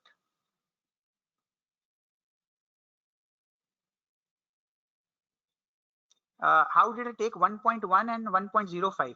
Actually, the foreign currency is peso, right? So the rate of foreign currency was 10%, right? So in the interest rate parity theorems, we multiplied the spot rate by 1 plus interest rate of the foreign currency. So it was 1.1, 1 plus rate of the foreign currency, which was 10%. It was divided by 100 to get into 0.1. Then the second payment was occurring in 6 months time, the 280 million payment. So as it was occurring in 6 months time, I have to take the rate for 6 months.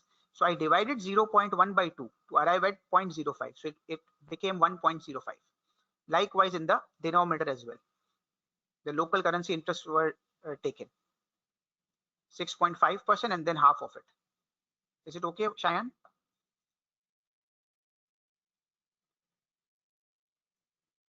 Okay, now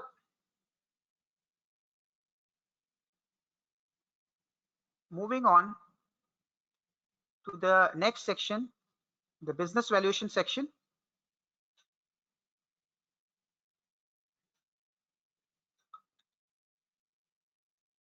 Okay, before going on to the business valuation section, I want to discuss the some of the techniques, some of the tips which help you in the exam and which will help you in studying during these days until your exam arrives. So what you have to do from today till the exam day. Now the study tips are on conditional basis. Obviously there will be some people who have studied to a great extent right now, and some people would have not much studied till now. They are still in process. Some people would have studied half of it, and some are just in the beginning phase, but still there is time. You can manage it, but if you have too many papers, you have to properly allocate the time between those papers. One very important thing is the planning is very important. Your planning for your papers is very important, that you plan your study properly. Like at the time when I used to study uh, myself, I used to do proper planning in these last at least 10 to 15 days. I used to write number of hours which I need to study against each chapter. So each chapter I knew in advance. I used to judge first that how complicated is that chapter and what are my weaknesses in each chapter and how much of the chapter I am weak at. So the chapters in which I used to be very weak, I used to allocate more time in that, right? And I was usually fond of studying for long hours. So I was capable of sometimes studying from 10 to 12 hours in a day. So obviously in 15 days I could have easily managed 180 hours. So in this much of time you can uh, at least study the things at least 2 times. So if you increase a bit of your study time, you can learn more. So do one thing, that first calculate that how much hours you have available with you. Suppose you have 70 hours of study time from now to the exam. Then break that time into the sections, that what sections need what time, like how much time you will invest in investment appraisal. So if you feel that you are good at investment appraisal, but you are not good at capital rationing in it, or you're not good at asset replacement decision or sensitivity analysis in it, so uh, base your time allocation on the basis of those sections. That suppose you decide and select two questions from two questions each from capital rationing, two good questions from the kit, two from sensitivity analysis, and two from asset replacement. So, or three questions from sensitive analysis, two from each of these, capital rationing and this. And you have plenty of material in my handouts as well now. Each handout has 7 to 8 questions. So you have got 40 questions over here also. And most of them are from the kit, or they or are from the past papers. Some might be from other places which you may not get, but you do have answers from them. So yeah, you can select questions and be selective, and instead of doing those questions one time, do it again and again. Do it at least 2 times so that you learn the process. So even you do not do it, if you're doing a constructive response question and you're making presentations and the whole of your working do not get correct, but 70% is correct, you will get 70% marks. And even if you make a mistake in the first step, but of your 90% working is correct, there is an own figure rule. Remember, own figure rule means that if first of your figure gets wrong, then the examiner will mark the rest of the question portion, the 90% of the steps coming afterwards, on your figure basis, your own figure basis. So if it is calculated correct and presented step by step, you will get the remaining marks. You will be just penalized for one mistake which you did in the beginning. So that's very important that you make the workings properly. So for constructive response question, try to do the typing work on the platform. And some people say that on remote based exam they are not comfortable with the scratch pad. So you can get comfortable with scratch pad. Get logged into the ACCA practice platform and open the scratch pad over there. And instead of writing on the registers right now, start writing on the platform. So you will enhance your speed over there. Now please be serious with yourself. Please don't do all your questions on your registers. Immediately start uh, linking to the and logging on to the platforms. Start using it. Start making workings on your worksheets over there, so that you know how to use the options over there, right? And you are very familiar with that platform. Obviously this platform is going to be used in your future exams also, right? So this is going to be helpful to you. And in the practical life, obviously the Excel sheet you are not going to use this one, but at least you get familiar with this one and you get a good speed in this. So in the practical time you will be getting benefit of it. Okay, so this was some tips regarding the planning work and using of the practice platform and the scratch card. And people who are facing calculating on the calculator over there and scratch card, they can get familiarity and uh, they can easily increase their speed over there and comfortable in that scratch pad and calculators if they at least work uh, some questions, some MCQ questions on those around 10 to 15 only. If you work over there, your hesitation will be removed. And believe me, it takes more time to write on the register rather than or on a paper rather than on those scratch pads and the word. But it just needs practice. Obviously you are writing since 15 years on the register. It is difficult to move from the register to the these word processing and the spreadsheets. I know it is difficult, and it will be difficult even for me. It was even difficult for me to write on these Excel sheets, but you know that now I have got habitual because I did start doing work on it since the beginning of the pandemic. Immediately when the pandemic started, we didn't have any options. The physical classes ended. I had to go on to the this, and I didn't have a board, so I have to use these processing sheets. In the I used to share these worksheets and these word processing sheets, and I started writing on that, and it started working as a whiteboard. So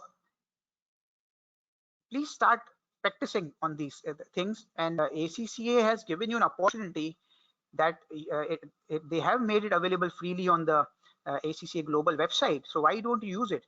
Second tip, please, every one of you, go through the examiner comments section on your ACCA global. It's very important. You will learn a lot from there, that what mistakes did the past students did in their exams, question wise basis. So from there you will come to know in advance that what mistake you can make in the upcoming investment appraisal question or a capital rationing question. Like one of the comments that I gave you, that people usually do not study topics like capital rationing and sensitivity analysis or asset replacement decisions. So from where did I come to know this? This is the examiner comment, the marker who is doing this work. So as the ACCA is asking these questions, and people usually do the NPV and inflation and tax workings well, but not these items. So they observe from this and they have analyzed and they write over there. So I told you to do it. So now you would have started working on it. So due to my suggestion, you start, right? So from examiner comments, when you read it, you get an examiner suggestion directly. So obviously it can be very useful to you. Please go through it. Okay, now let me tell you about the sequence, how to attempt the sequence. What to do first? Should we attempt the objective type questions first, the section A, section B, or section C? What I would recommend, never to do section C first, because if you get engaged in section C and if you take too much time, because they are longer questions and you have to make presentations as well, and if you get God forbid you get involved in it and you take a long time over here, then it will get difficult for you to do the rest of the 30 questions, and you may get into a trouble and you may get into a stress if you have 32 questions to do and just 1 hour left or 1 hour and 15 minutes left. So it's always better to go through first the section A. Go through section A. Now, when going through section A, again, remember, I tell you again and again, go to the platform and check how to flag items, how to put flags on questions. So from there, you can learn that how to flag. So you have to learn to put on flags on the objective type questions, scenario based questions yourself by using the platform so that you get familiar. So if you feel that you are doubtful or you are not finding an appropriate answer, do not waste time on it. Immediately leave for the next question and flag that question which you have not yet attempted or you are unsure. Because if you put some more time in it, this can be very dangerous for the question to come in the end, which you may miss, and you know it very well. So that those 2 or 4 marks which you miss in the end due to the completion of the exam time, that can be very crucial for you and the difference between 48 and 52. So never invest unnecessary time in a question in which you are doubtful. Just flag it and move ahead. So what will happen that in 2 hours and 2 hours, around 2 hours or 2 hours 15 minutes time, you will be able to do all the questions that you know well, and the doubtful questions will remain flagged. The flagged question will remain unattempted. So now go through it in the half 45 minutes, in the last 45 or 30 minutes, and check that which questions you flagged and put in some guesses. Now, never to leave a MCQ question or a true or false questions unattempted. You must do it. You must do it. In case of blanks, obviously you don't know the answer, so it may get wrong. But in case of selection questions, in case of matching questions, in case of true false question, do attempt it. There is no negative market anywhere in the question, and in no exams of ACCA do an examiner negatively mark the student. So remember, always guess, place a guess. No one knows that if it goes correct and it makes you earn 2 marks, so you can get 48, you can get 50 instead of 48. So this can be a big bonus for you. So please do not miss anything.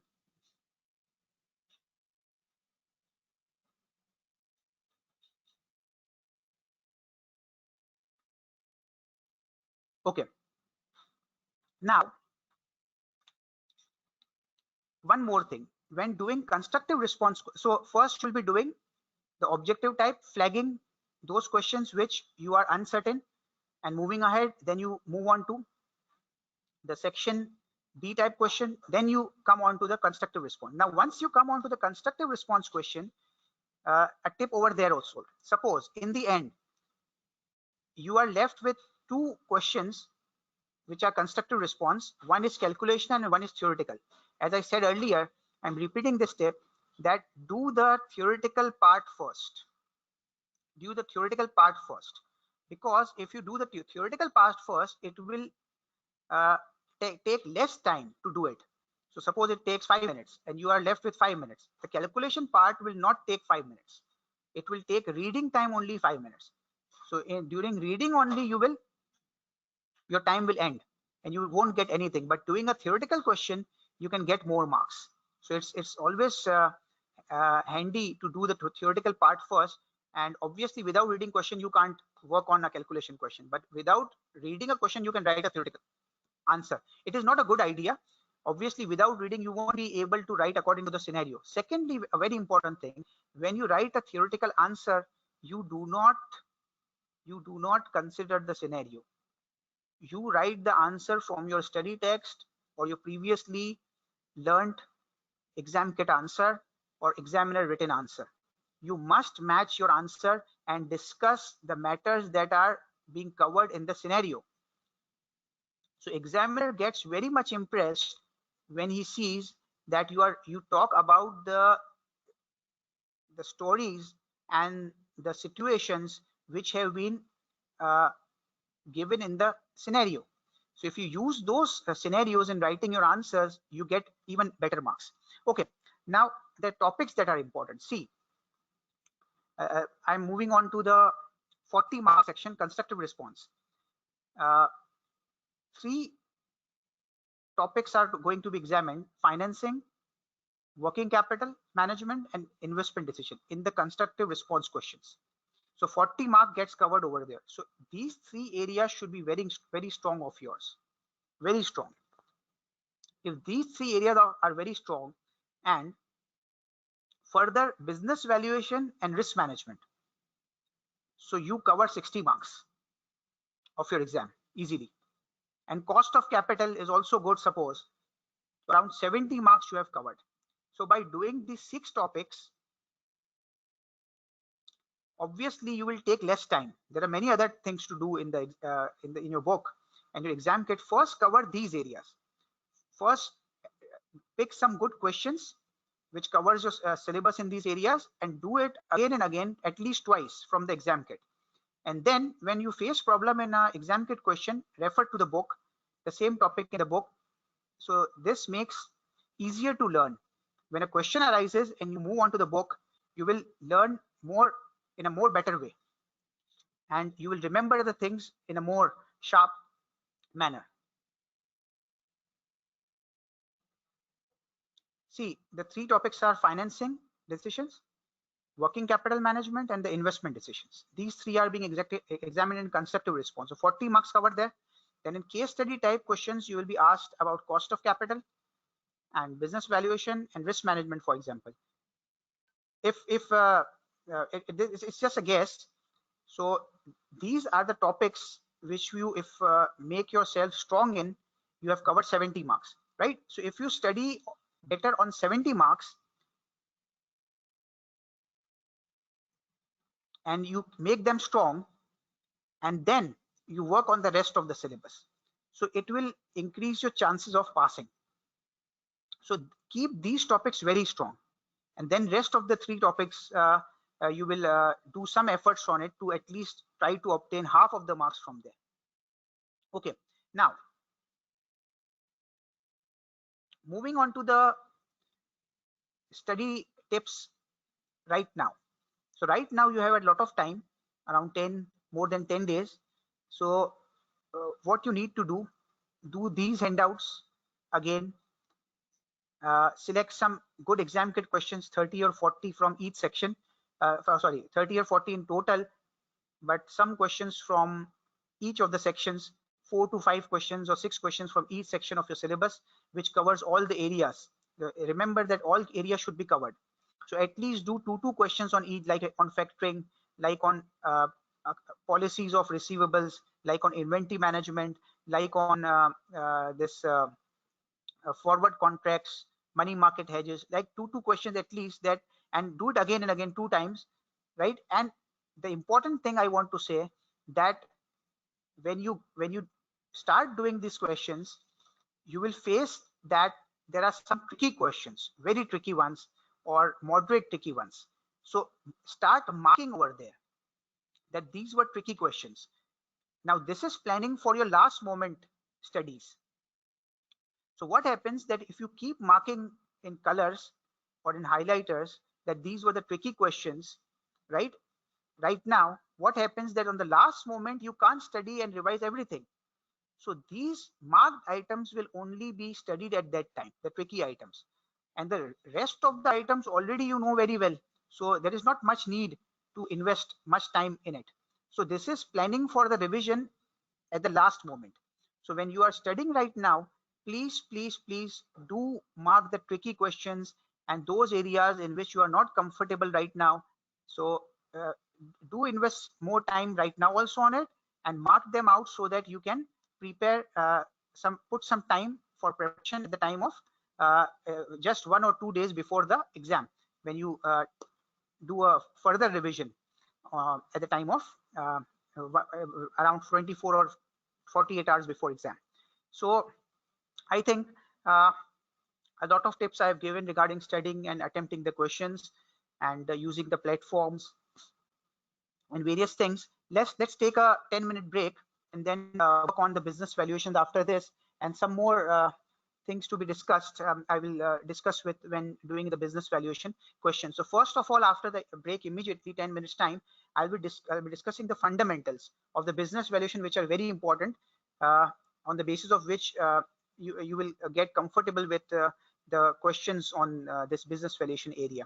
So I'll be doing some scenario type questions, case section B type questions on business valuations, and I have taken some constructive response questions on business valuation in this sheet, in the day 5 sheet, the answers of which I will provide you.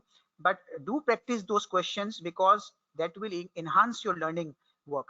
So they will not ask you a 20-mark question or constructive response question on business valuation, but those questions which I have pitched over there, I have taken over there, are selected in order to enhance your understanding of the business valuation topic. A business valuation topic is a bit tricky than other topics. It's difficult to decide about whether to invest in a share or a loan note or like thing, and it's very tricky in one sense.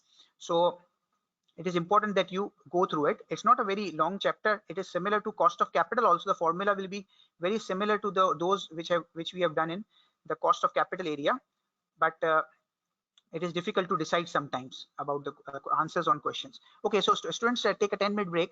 Let's meet after the 10-minute break. See you.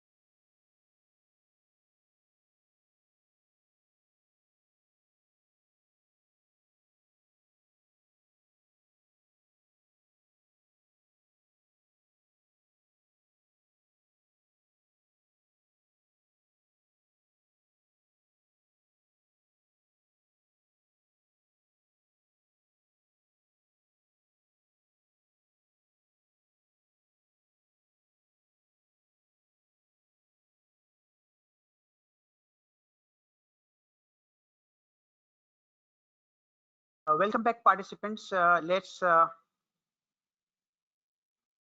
commence with the business valuations area.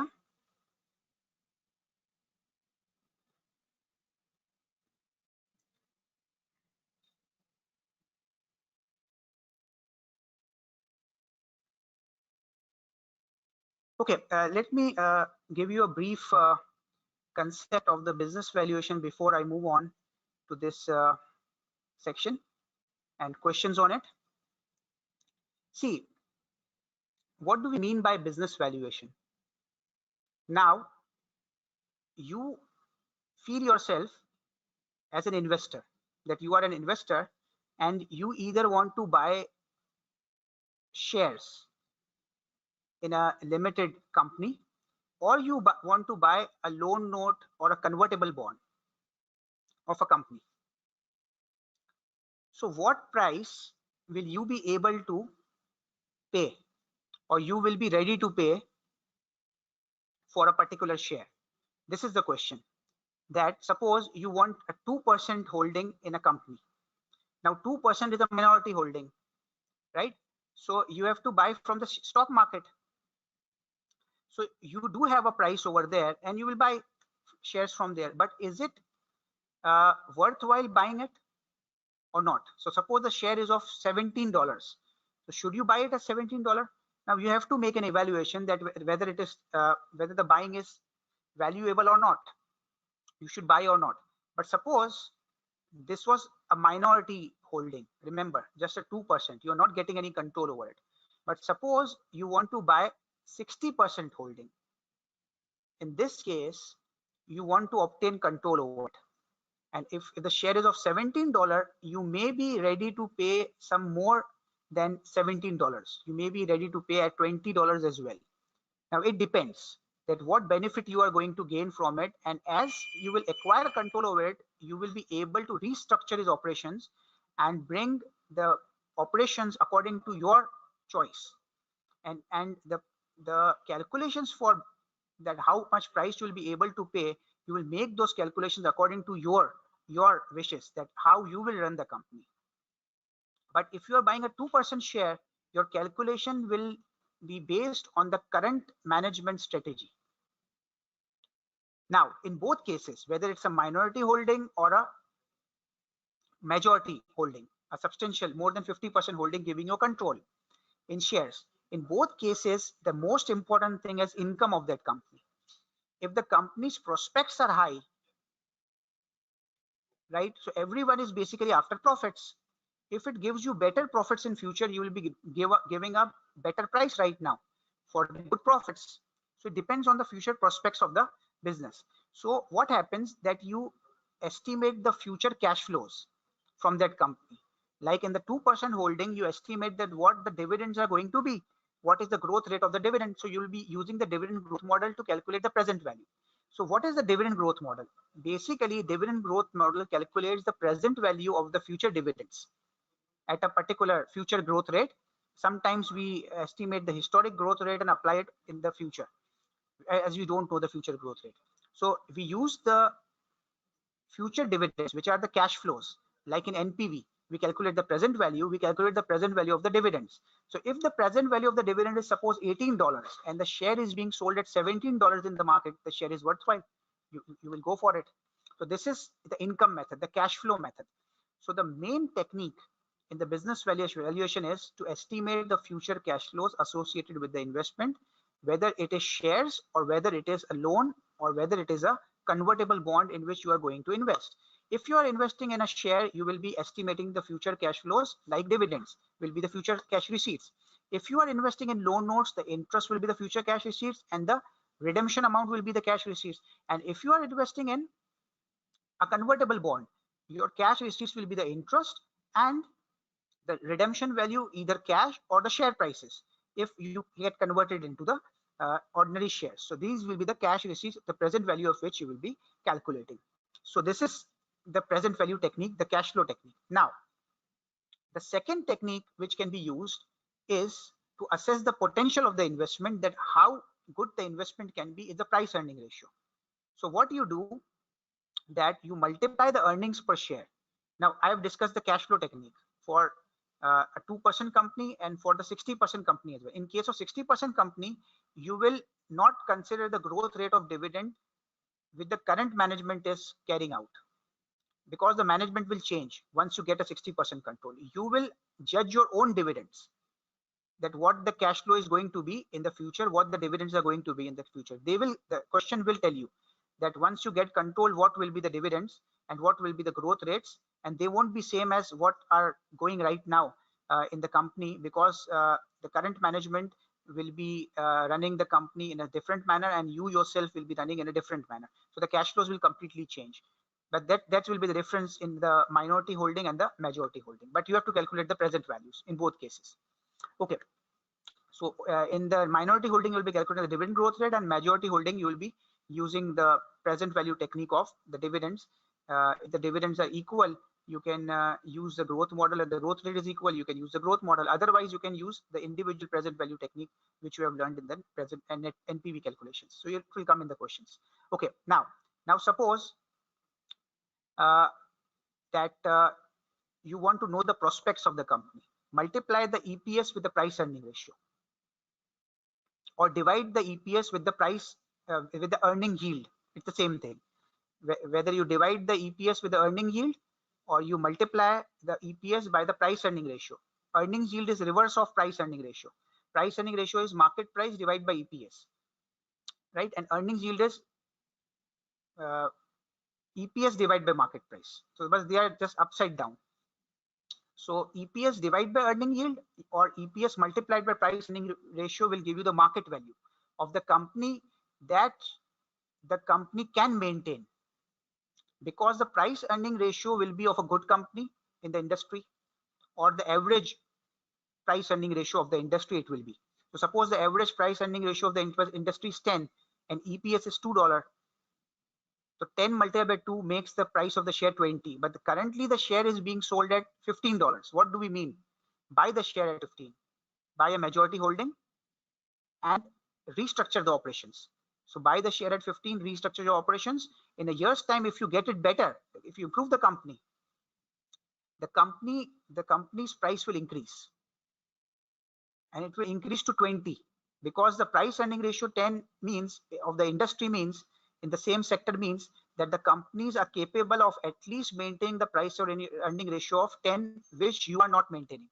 With this company was not maintaining. So you bought it, you improved the operations, and then the price earning ratio rose to 20. So by buying the share in 15 and then selling in 1 year's time at 20 gives you a $5 gain within a short interval of time. So this can happen. So by using the price earning ratio, you can judge the potential that up to what price you can take the company to. Okay, so this is the price earning ratio method. Then there is another method. Again, these the cash flow method and the price earning ratio method, both are called income methods. These are known as income methods. The second branch is asset based methods. The asset based method means that we use the replacement cost. Now what do we mean by replacement cost? That if someone if an investor wants to make the same type of company from scratch, he wants to develop same type of company from scratch, so what price he will have to pay? So he will have to buy all the assets, the physical assets. Intangible assets are not part of replacement cost. So he will be buying all the tangible assets, and at the price that it will buy, at the cost that he will be buying the all the tangible assets is known as replacement cost. So this will be very huge. But suppose the company is not profitable, it's useless, which you are going to buy. Then the current investors will try to sell it at any price, because it is not making profits. So when the company is not making profits, then in that cases asset based methods are used, because if the company is earning a good income, the value of that company will definitely be more than fair value of the assets of the company. But if company is not working well, then the value of the assets goes down, and the assets are sold instead of the prospects of the company.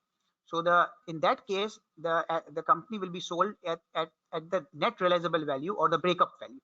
So breakup value is basically the lowest price at which it's the price at which you can say that the investors, the current investors had to sell the assets because they are not being able to manage the company in a profitable condition.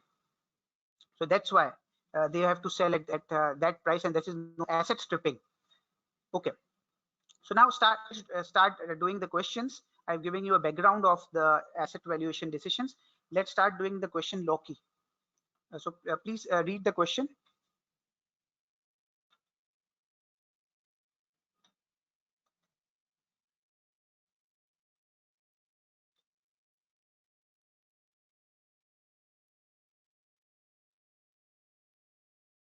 I'm giving you around 3 minutes time to read it. Then I'll be starting it.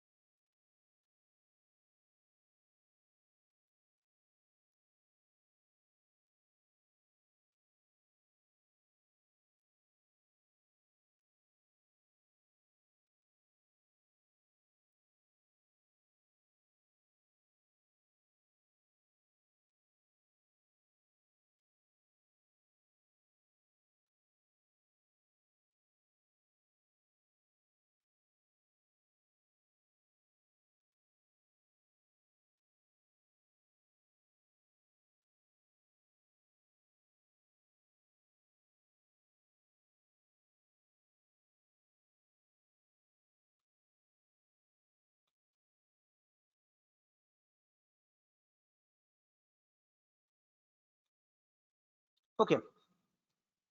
So let's start doing this question. Which of the following statements concerning the usefulness of asset-based methods? Remember what they're telling about asset-based methods. Now this means that the company is valuing another company using the asset-based method. Replacement cost, asset-based method of business valuation is correct. So replacement cost normally represents the minimum price that should be accepted for the sale of a business as a going concern. This is not correct. This is replacement cost is the maximum price at which the buyer is ready to buy, the investor is ready to buy. It's the maximum amount. This is he's talking about the seller. Replacement cost is the maximum amount which a buyer will be ready to buy. So this is not correct. Breakup value should provide a measure of maximum amount. It's not maximum, it's minimum that any purchaser should that any seller would be ready to sell at. So breakup value will be the minimum amount at which someone will sell their company, because they won't sell less than the uh, net realizable value of a company. So basically no one will sell their assets below net realizable value. But if the company is earning a better income, everyone would sell their assets at a higher price than the net realizable value. Okay, so that in that case income methods are used. Next, book value. So the A and B both are incorrect. Book value will normally be a meaningless figure as it will be based on historic cost. This is correct. Book values meaningless. Transactions occur on fair value basis. So this is the correct one, C.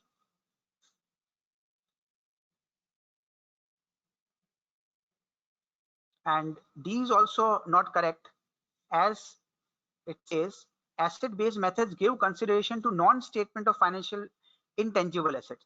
So asset-based methods usually take into account in valuation of assets that are present on the balance sheet. They do not take into account those assets which are not on the balance sheets, right? And they also may not consider goodwill type of things, intangible assets. So this is also incorrect. These not correct.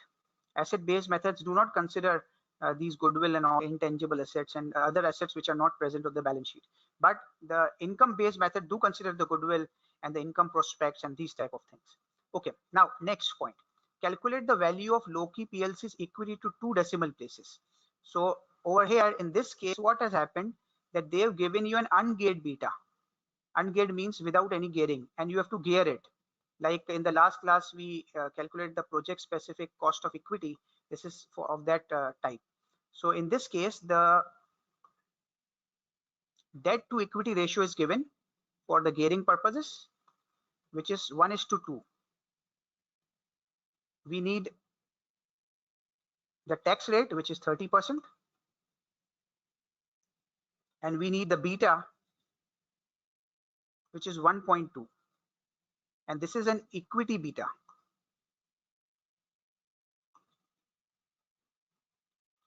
Equity beta means beta ungeared, so we have to gear it according to this company,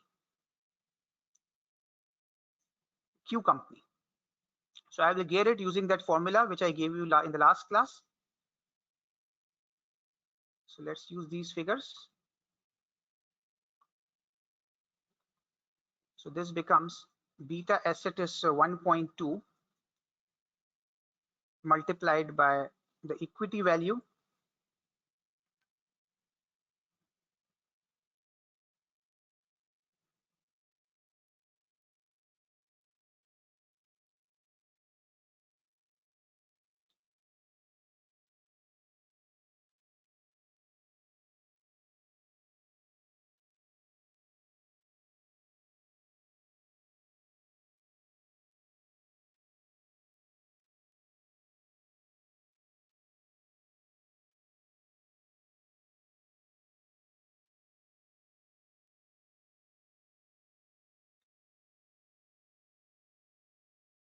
Students, the formula is to be used for de-gearing the beta.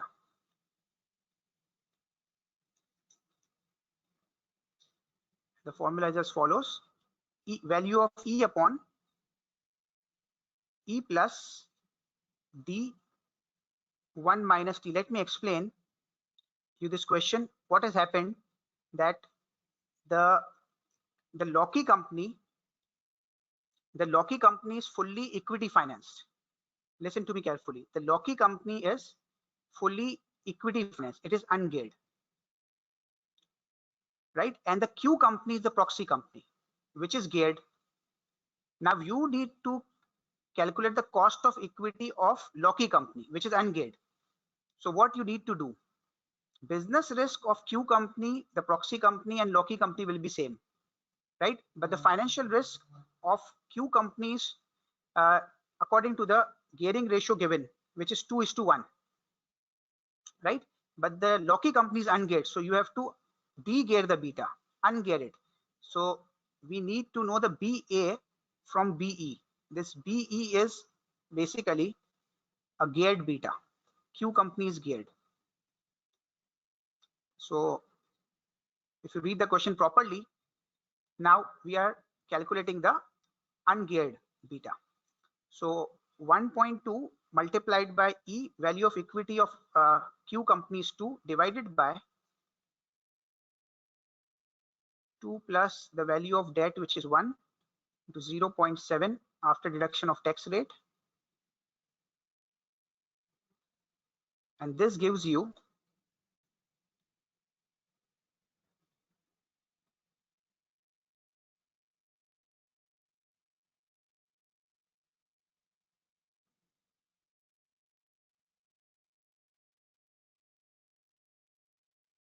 a beta of 0.89. So the value of beta decreases because of the elimination of the financial risk. Okay. So if a beta is to be calculated for Loki, which is ungeared, I have ungeared the beta of the proxy company. Now moving on to the requirement C.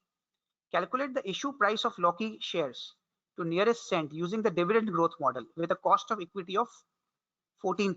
So cost of equity is 14%. which is represented by KE in this formula.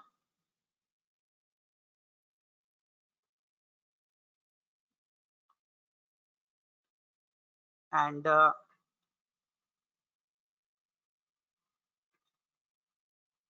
we have to put in the growth rate, which is 4% in this question. And dividend D1 plus G means next year's dividend. We need next year dividend. So if already they have given a next year dividend, then you don't need to put in the growth. But if they have given you the current year dividend, you have to multiply it by 1 plus growth rate so that you arrive at the next year's dividend. So D1 plus G means next year's dividend is required. K is cost of equity and G equals to growth. This is basically calculating the present value of dividends, which will arise in the future from the investee company to calculate the market value. This is a cash flow technique, cash flow, present value of cash flow calculating technique. Okay, let me calculate now and show you the growth rate in the question.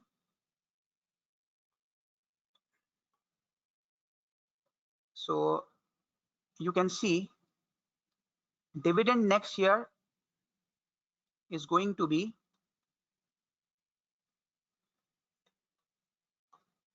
so this is next year's dividend, so no need to apply the growth rate, and the growth rate is 4%. Okay, so moving on to the solution. The same formula is used to calculate the cost of equity. If you shuffle the cost of equity towards left and bring the market value down, you will get the formula for the cost of equity, which we use in calculating the WACC. Okay, so 0.14 is the total dividend divided by 0.14 cost of equity minus 0.04 the growth rate. So this gives you 1.4 million. And the number of shares are 2 million. So divide 1.4 million by 2 million shares to arrive at 0.7, which is the price per share.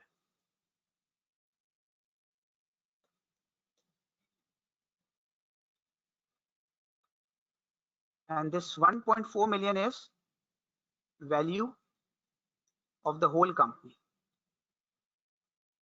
The value of the whole company is also known as market capitalization.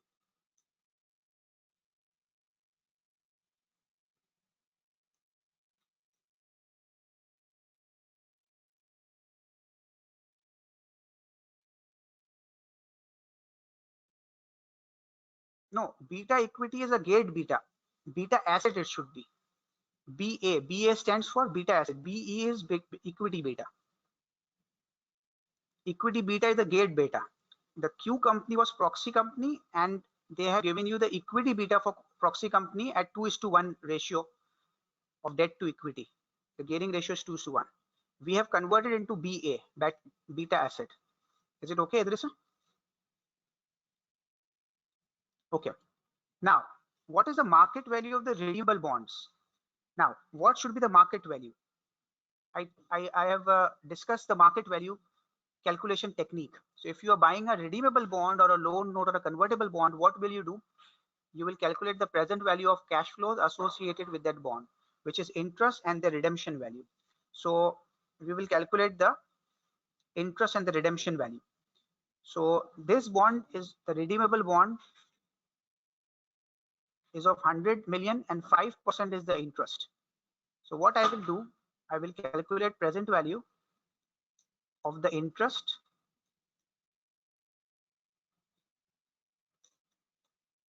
to be received and present value of redemption value. This gives me the value of the bond.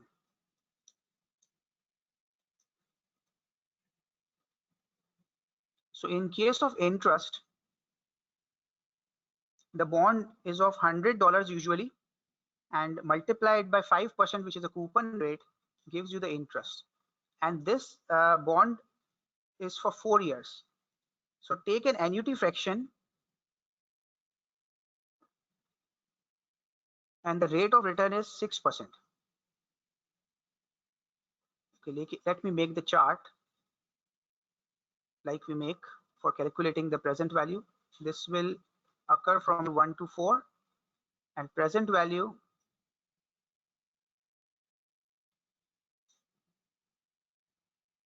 of redemption value will, the cash flow will occur at year 4. So these are the timings. Then the cash flow amount will be, interest will be of 5. Why 5? 100, usually bond is assumed to be of 100 face value, and 5% is the rate which is given in the question. And the redemption amount is the face value.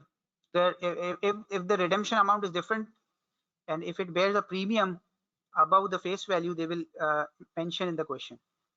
So this amount is 100.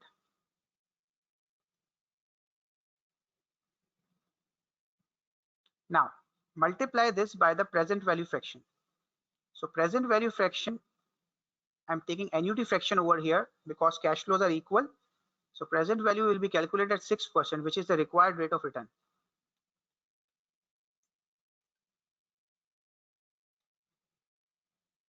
So this makes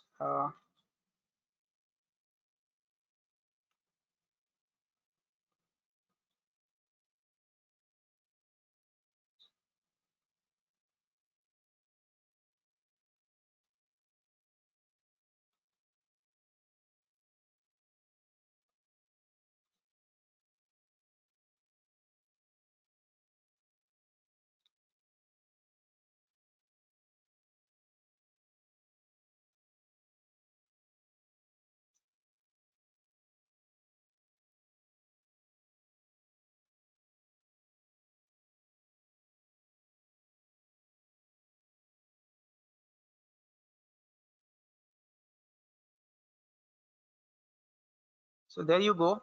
You get the market value, which is 96.53.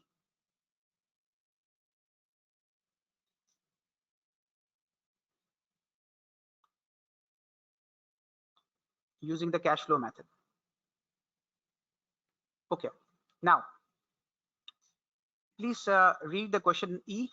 Which two of the following statements concerning 4T's perspective are true?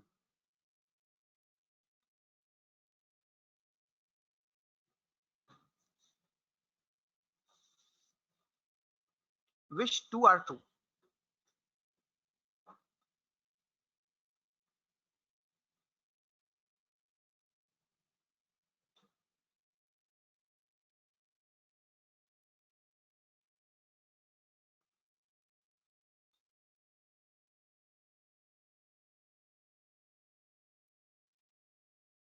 Okay, in case of investment decisions, if the tax rate is not given in the question, we assume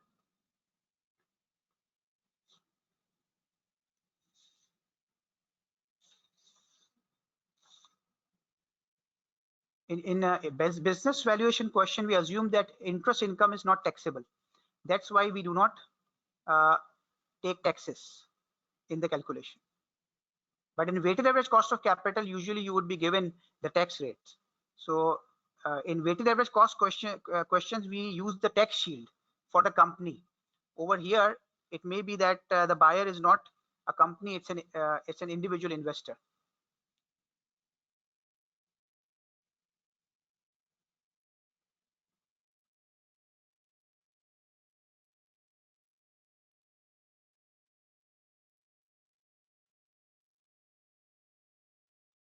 So in business valuations, do not adjust for tax from the interest, but when you calculate the cost of capital, you have to account for the tax shield in the WACC. That's why you have to mandatorily adjust for the tax over there. Okay, now in this case, B is correct, that as convertible bond is lucrative and can give you more benefit in the form of conversion into shares than the cash redemption value, the company may issue the convertible preference shares at a lesser dividend compared to the normal preference shares. And secondly, the C is also correct. 4T are likely to prefer to use CAPM in valuing Loki shares. So the cost of equity should be calculated using cost of the CAPM rather than dividend growth model. And A and D are not correct according to the question, the story given in the question. So the correct answer is B and C.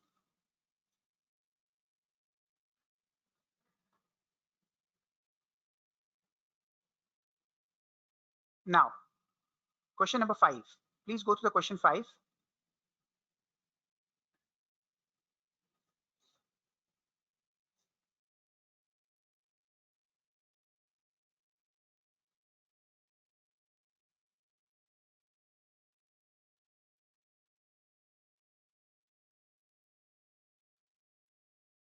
Okay, why was B correct?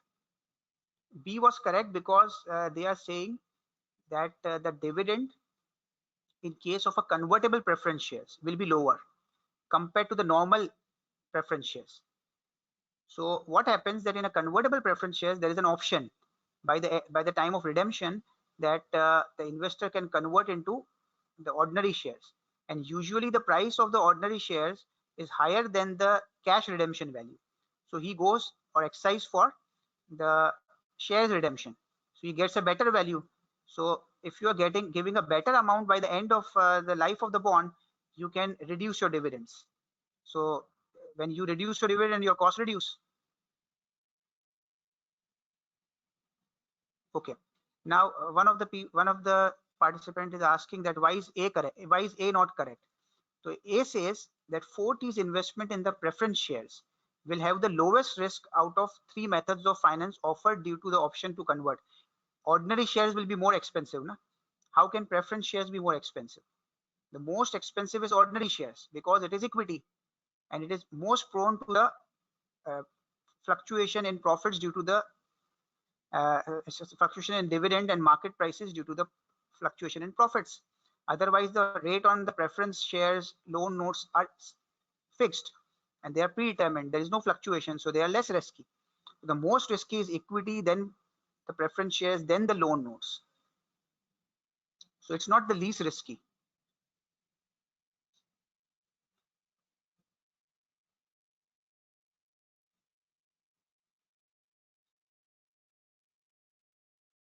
Okay, now Pike Company.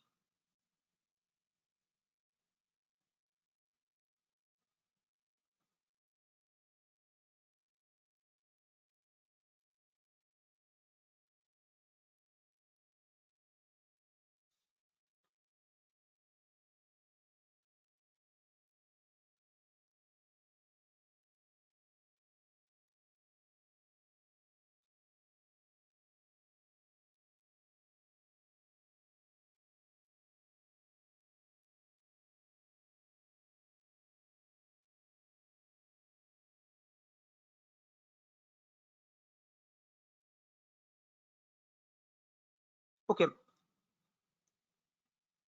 so students, based on assets value requirement A, based on assets value, what is the minimum amount Fred should accept for the equity of Minnow?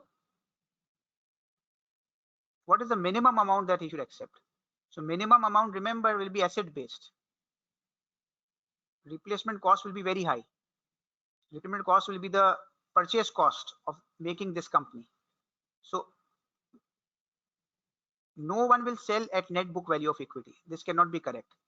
This can be an answer. This can be an answer. And bank loan, obviously they can't sell at bank loan. So there is an answer between these two. What are asking? Minimum value. So minimum should be 11.2 million. This cannot be minimum because NRVs are, if a company is not performing well and they want to sell it, so the minimum amount will be net available value, and this is all obviously 15.3. So out of these two items, the minimum amount is 11.2. Replacement cost will be usually higher than NRVs. So the correct answer to this is 11.2 million.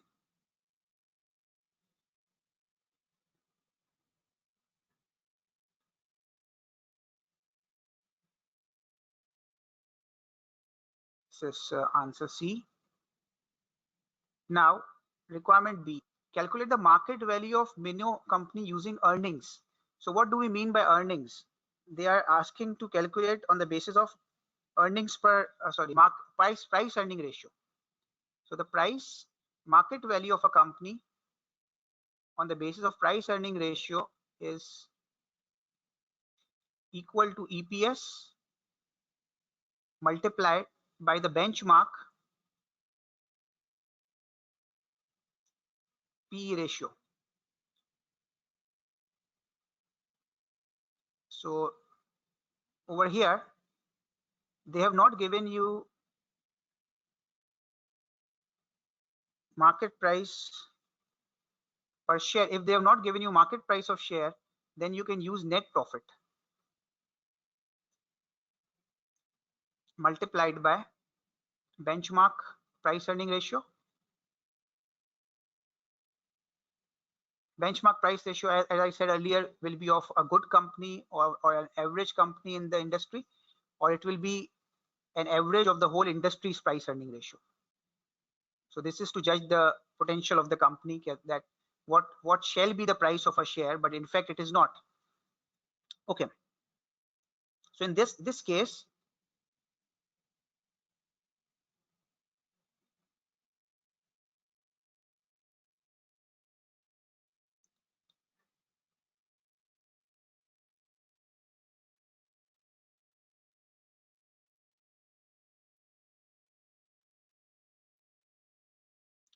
let me refer to the things in the question.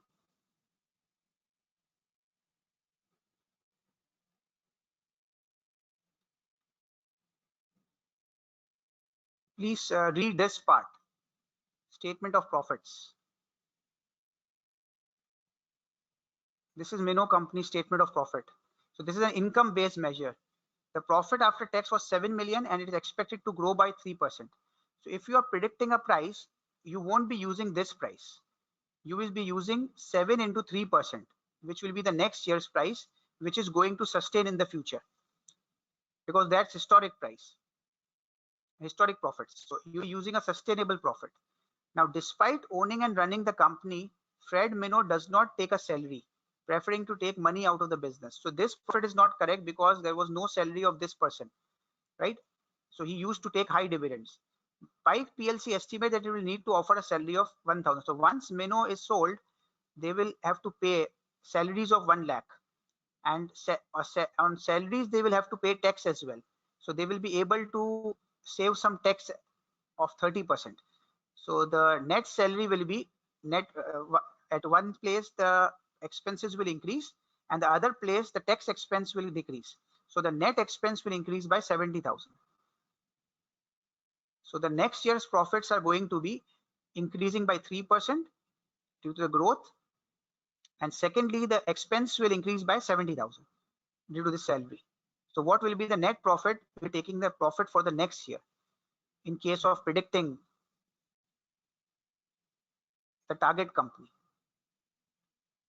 So it is not EPS, it's not earnings per share or net profit. This is sustainable profits, that profit that will sustain in the future. So the historic net profit 7 million is not going to sustain in the future. So that will give you an incorrect price. So what I will do over here, I will take profit 7 million, multiply it by 1.03, so that I arrive at the profit which is going to be practical in the situation, and then deducting 1 lakh and the tax on it. So this is the profit amount now.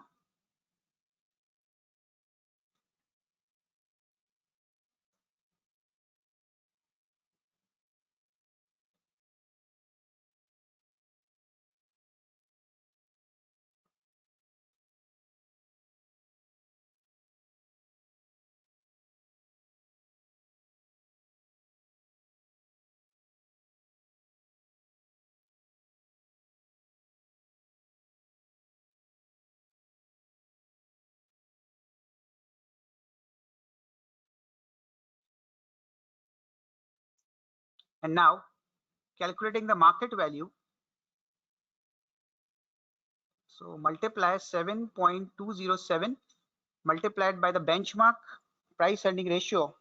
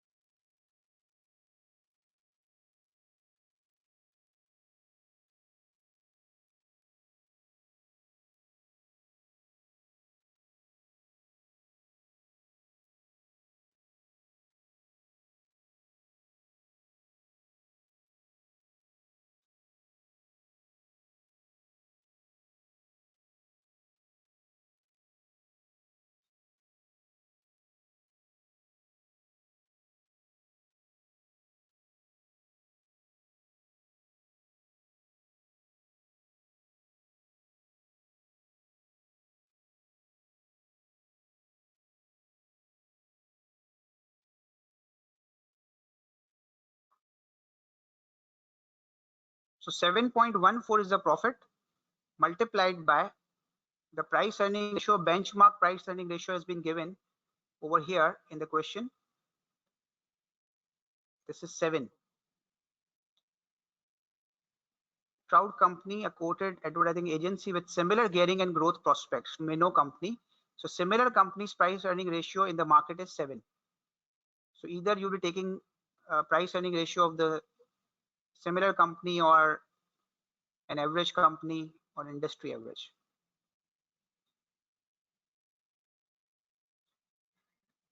So 7.14 into 7, this gives you the market price, which is 49.98 or approximately 50 million. To nearest million, it is 50 million.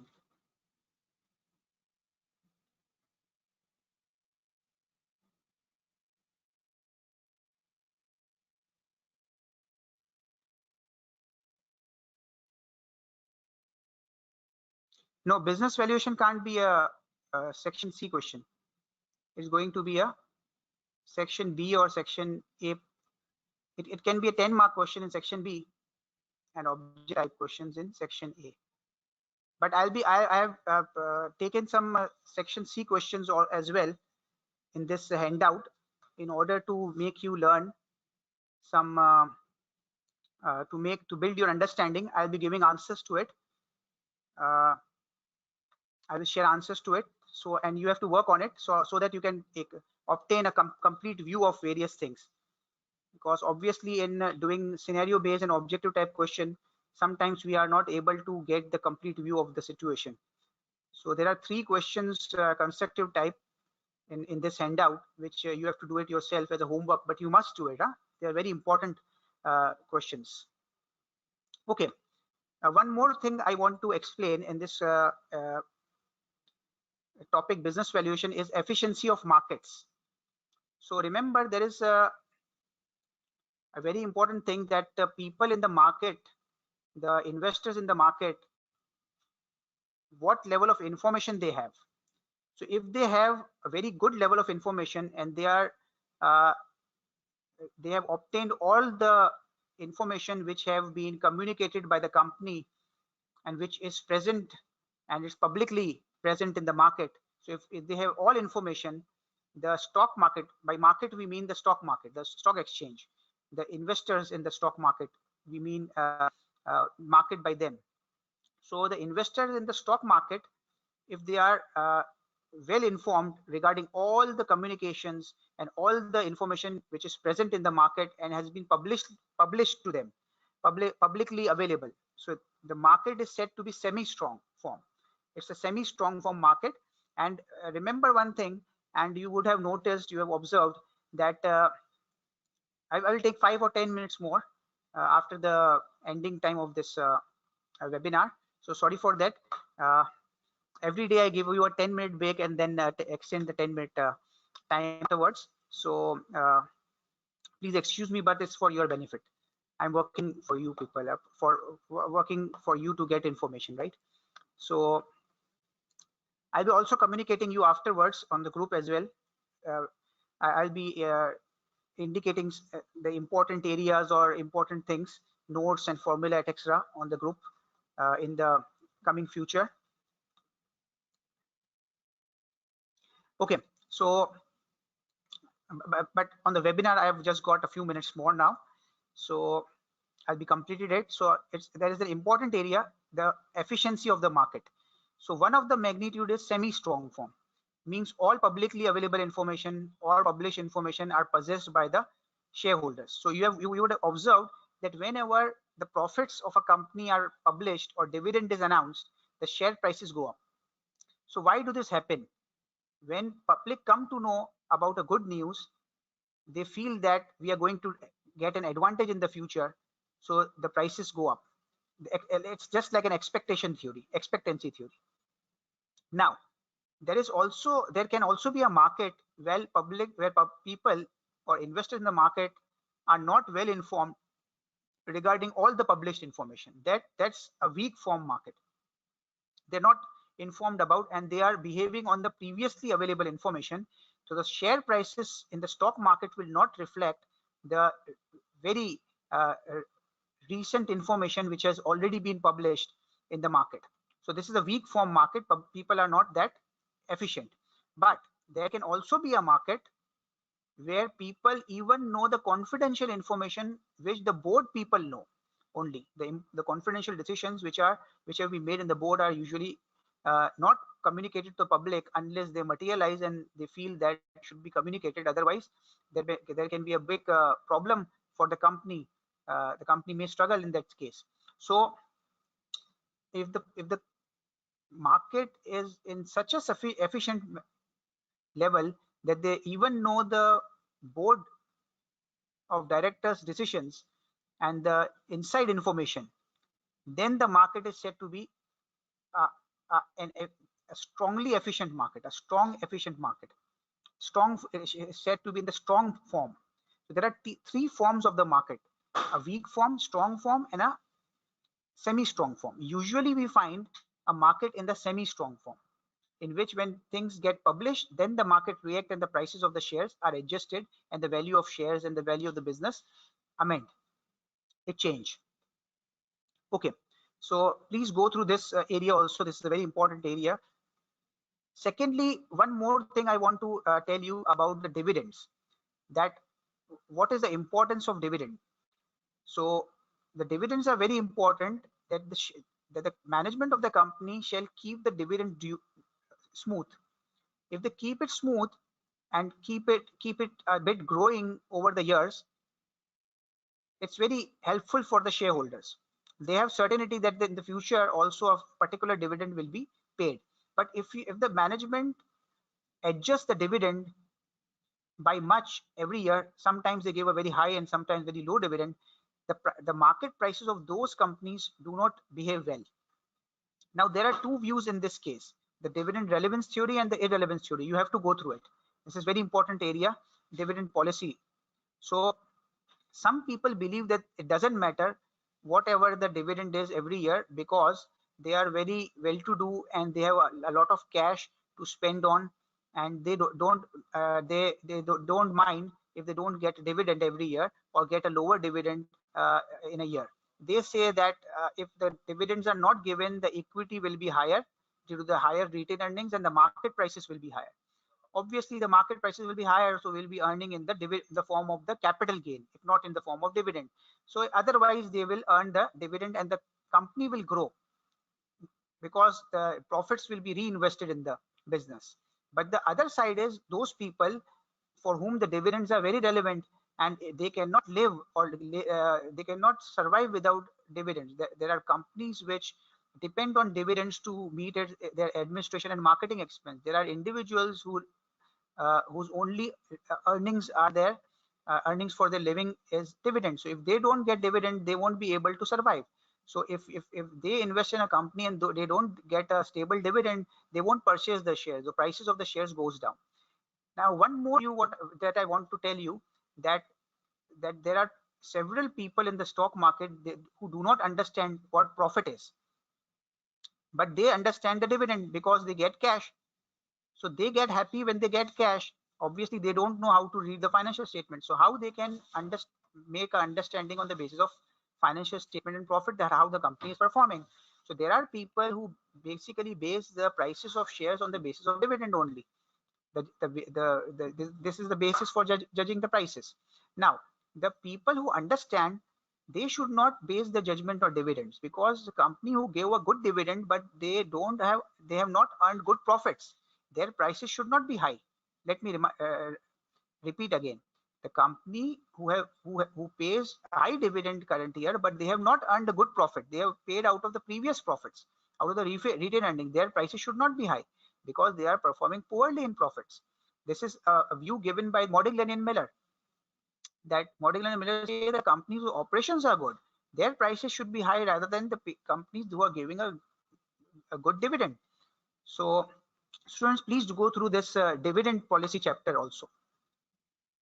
Okay, so one more question, student, we will attempt, and that's calculate the market value of the equity of Minnow company using discounted cash flow. So if we use a discounted cash flow technique, what will be the market price of the company? So according to the question, if we use a discounted cash flow technique,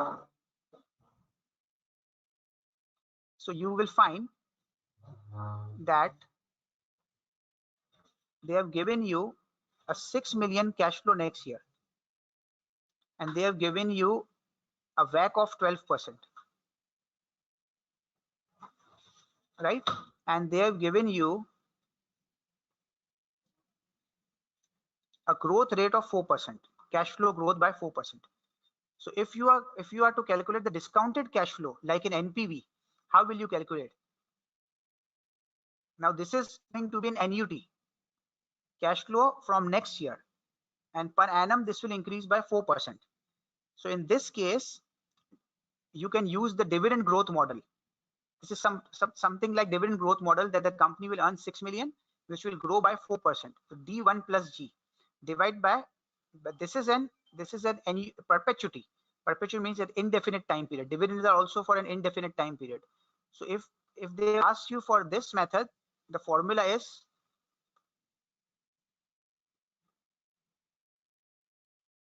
suppose it's indefinite and there is a growth rate. The formula of present value of a growing perpetuity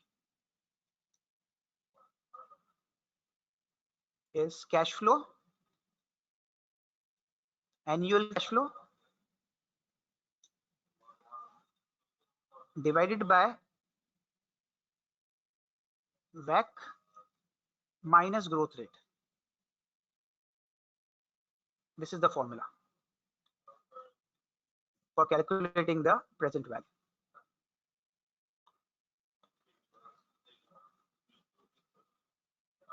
So annual cash flow is 6 million divided by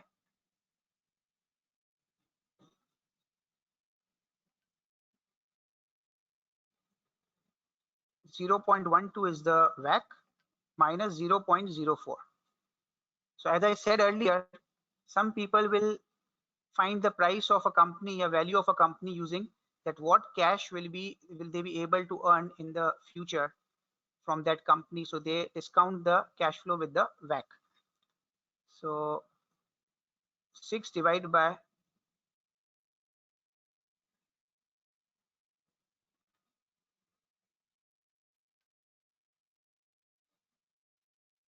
if the perpetuity is not a growing perpetuity,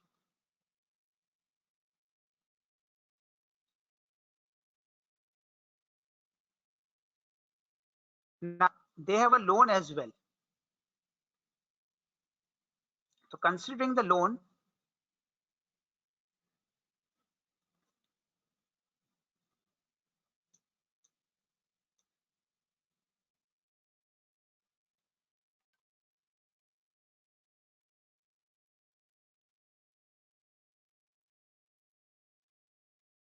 they have a 2.5 million bank loan over here. So this is the value of the whole company. So considering the loan, 75 minus the 2.5 million loan, the value will be 72.5 million. So the correct answer is A.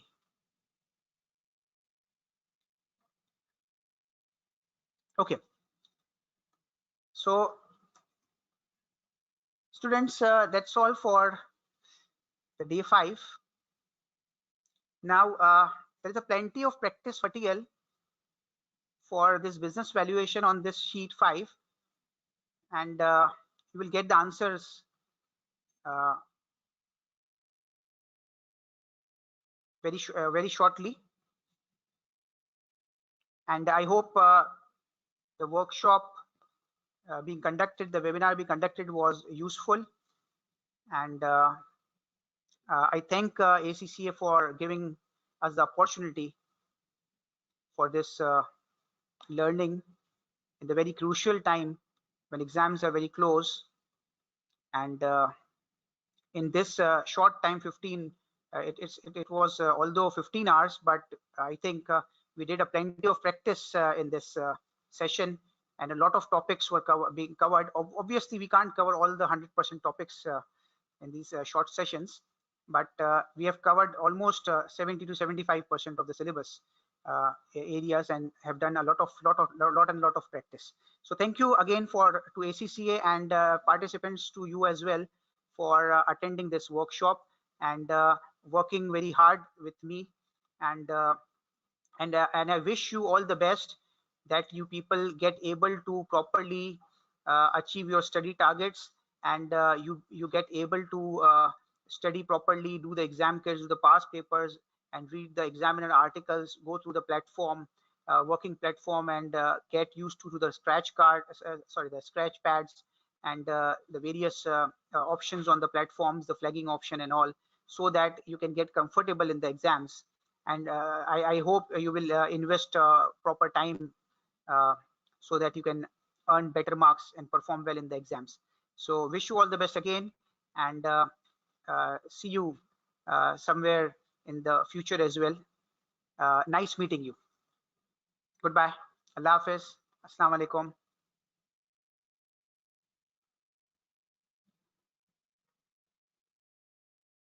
Okay, so I will be available on the WhatsApp group as well, but it's better that you ask me directly on my call, on my phone, on a WhatsApp message, probably a voice message, so that I can reply on it. It may take me some time because I will be taking some classes as well. I'll try to answer you rapidly in shortest possible time, right?